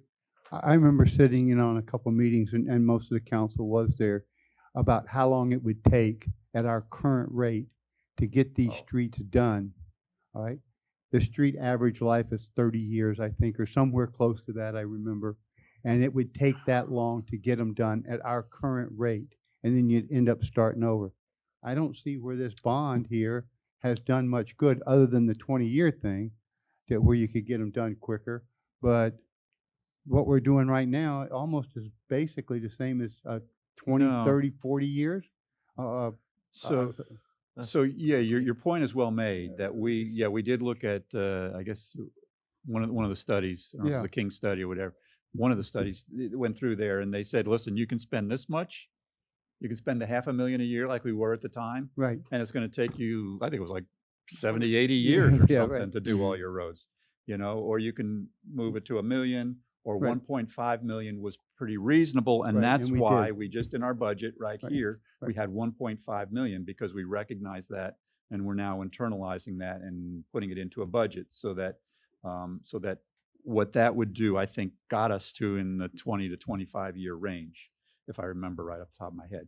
So, but what this would do, the difference here, Jim, is that if we were to do this, now we're getting all the money up front. And that's why I asked Rod, how quickly could he do it? Because at that point, we're not talking 20 years or 25 years to get it done. We're talking 5 to 6 or 7 years, and they all get done. So what's the difference then between the 30, 35, 45, the amounts on the scenarios? How is that? So the difference on the amounts on the scenarios, I'll Yeah. answer that because I specifically Uh-uh. asked for that Right. in my meeting with Russell, is that I believe that the initial estimate was about $30 million to do this. And I told him, listen, I'm not comfortable with that at all, because we're talking about multiple years, exactly what I said here, Right. that this is going to be over a number of years. Inflation, we've seen the cost of asphalt to go Yeah. through the roof. Right. And so I was like, oh, well, the last thing I want to do is take out a $30 million bond and find out it's a $40 million project Yeah. and go back out there for another 10 million. I ain't doing that. I ain't doing that. And that's why it's critical to me that we can take these things in tranches, because I want to have the commitment to do the whole job, but I don't want to pay interest on that whole amount up front. So the difference between the 35, 40, and 45 was I wanted to see, I have a ton of comfort. I can sleep very well at night at $45 million, knowing that we have all the money we need to complete this project. Okay. But that's $3.17 million a year we got to pay. Pay back. Whereas, if we want to take more risk and only go with $35 million, well, then we're down to, $2.4 million a year that we have to come up with. So that's the difference between the 35, 40, and 45. It's a comfort level of ensuring that we have the money to complete the project. And the years is just, I think we have to look at 20 years. Just one question on the range of numbers you have. You have 30 to 41 million. Mhm. How did you come up with those estimates? The 30 million to 41, that's based on that study that included inflationary costs during the timeline of the project completion. Okay. Then, Good enough. and then Right. these numbers came based on the mayor's point. Those costs were back in 2024, inflationary costs. Then during that timeline, we increased it to those ranges. So those are just working numbers. We really shouldn't pay much attention to them at this point. Working numbers off of the Discussion study that was numbers. done. Right. Yes. Okay. Based on the King study. Good. Yes. Good. Okay. So you will have a ton of work to do. Yes, we do. Yes, we do. This is an awesome discussion. It's an eye-opening. I appreciate it is an eye-opening discussion, kind of to understand all the elements of it and how it impacts a lot of different areas of town.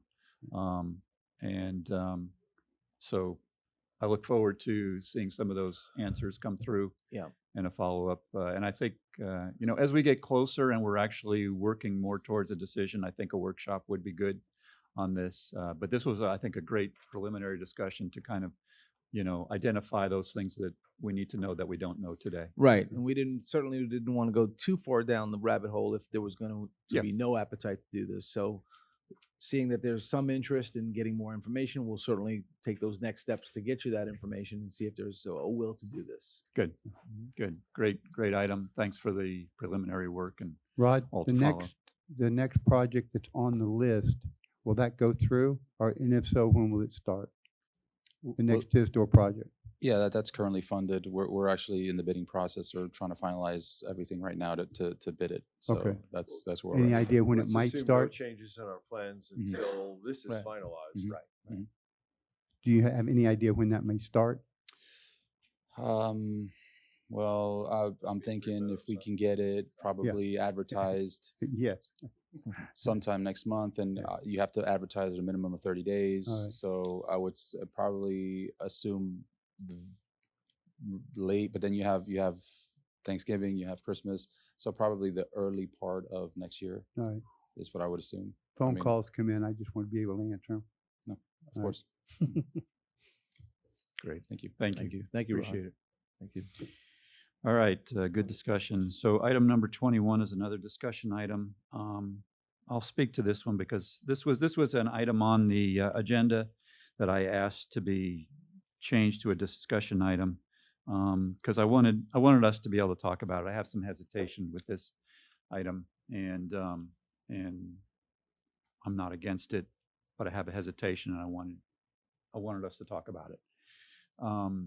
So basically what this is talking about is we have a number of projects that, drainage projects that have been identified. It's a variety of reasons. Some projects that residents have done, or some projects that residents have screwed things up, some projects that they've determined that there are issues out there that normally would be a code type issue that would go to code, and that would be the enforcement to make sure that something got cleaned up properly. But the drainage districts don't have the ability to enforce code. And so the thought is that they've been great partners with us. Certainly, both South Broward, Central Broward, been great partners with us, especially recently. Well, Central Broward has always been good, but South Broward over the last 15 years has been very good as well. My hesitation is that there are, I counted them up and I think there was like 13 different issues out there. One of them was the same resident, so that's two of them together. We generally live in a community where it, is live and let live until somebody complains. And my concern with this item was that we were going to be, if we just pass this, we would be basically saying to 12 residents like this, you're now in violation. And that gives the appearance that the town of Southwest Ranches has changed its perspective on enforcing items, and now we're going after people. That was my concern.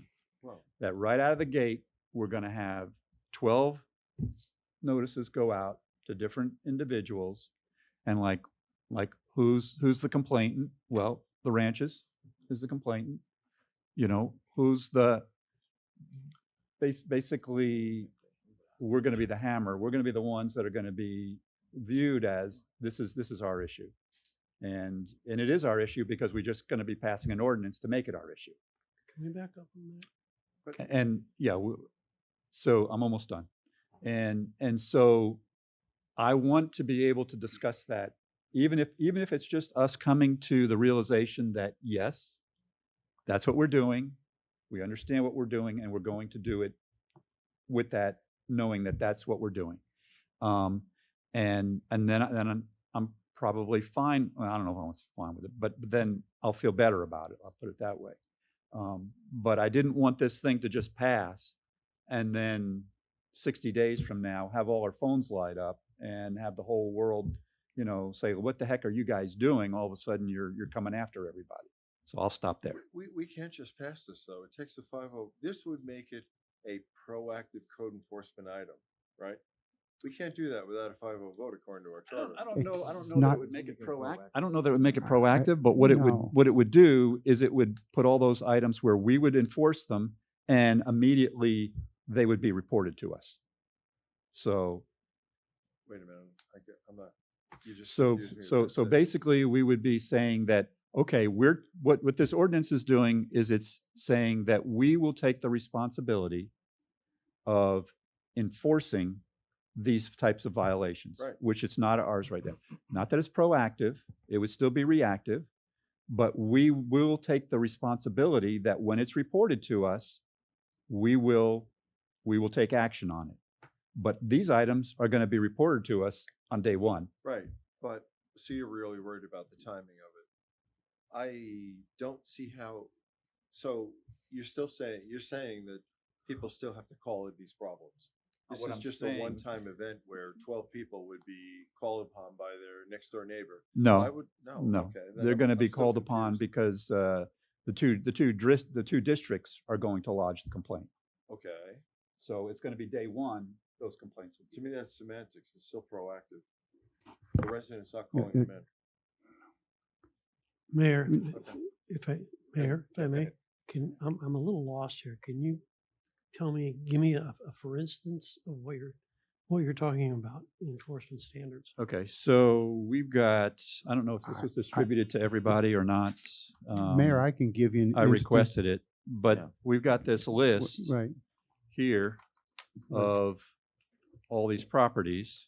I don't think we got that. We didn't. Oh, okay. No, that was not No, Oh, okay, no, all no, right, no. all right. I apologize. Yeah, I yeah. just- So, Well, here- we were just discussing the concept, But so I didn't want to had no get. clue what he was yeah. talking so about. I got this list, we can send it up and down for a quick glance if you want at it. But basically, there's, I don't know, I'm gonna guess like around 20 different locations on there. The ones in green have already been resolved, so you can ignore those. The ones in pink, or whatever that color is, are the ones that I'm talking about. The ones in purple, I forget what they were, but there was only And they one or were two of them. undetermined. What was in purple? Undetermined, yeah. It doesn't really say what their violation is on here, but Yeah, so basically, those ones that are in pink, on day one, they're all gonna be, What is in the pink? basically, they Just give me are, one. yeah, so basically, I don't know, Sorry, let me turn my mic on. So essentially, we had reached out to, well, they reached out to us, I should say. The South Broward Drainage District is how this all started. And they made us aware that there were several properties in the town that, for various reasons, have not complied with the requirements of the permits that they've issued. So some people have gotten an approval for a surface water management area that they may have impacted. Some people acquired a permit and it's undetermined if they completed the necessary requirements. So we don't know if they're impacting their neighbors from a drainage standpoint or not. And so the idea was, how can we help them? How can we help the drainage district and help our other neighbors ensure that neighbors who are violating the standards of their permit from South Broward are protected. And so, in speaking, did speak with Keith about this issue. You know, the solution was to allow the town to be the enforcement arm, if you will, for the different drainage districts.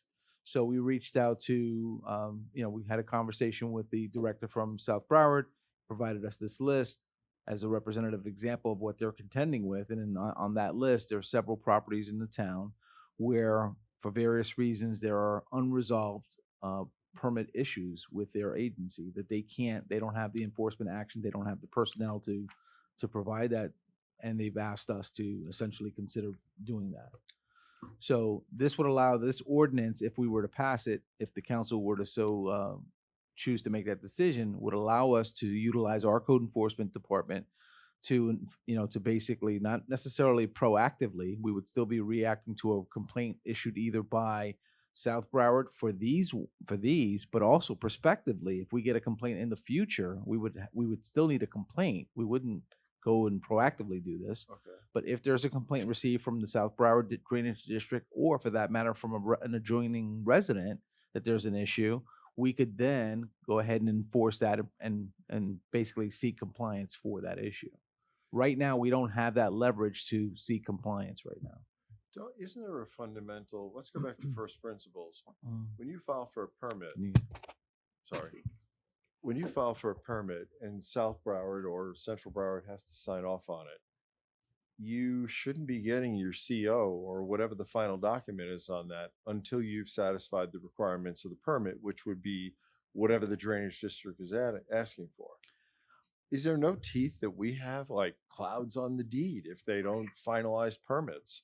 I mean, is there some recourse that's already there today that we can exercise rather than creating a new process? Well, certainly if it's an issue where it's a house with a CO, there's definitely a big hammer that we can utilize. But not all of these permits that are issued by South Broward are related to a house that's being built. Okay. So that's one complication. But isn't there some sort of a final, if you file for a permit and you abandon it, or you just don't call for your last because you know you haven't done the things, we have no recourse on that?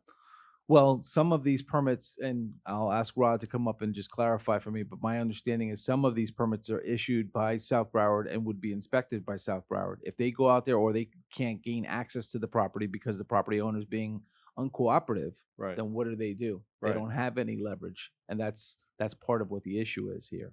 There are some permits that have been issued by South Broward that South Broward doesn't know if the work was ever done.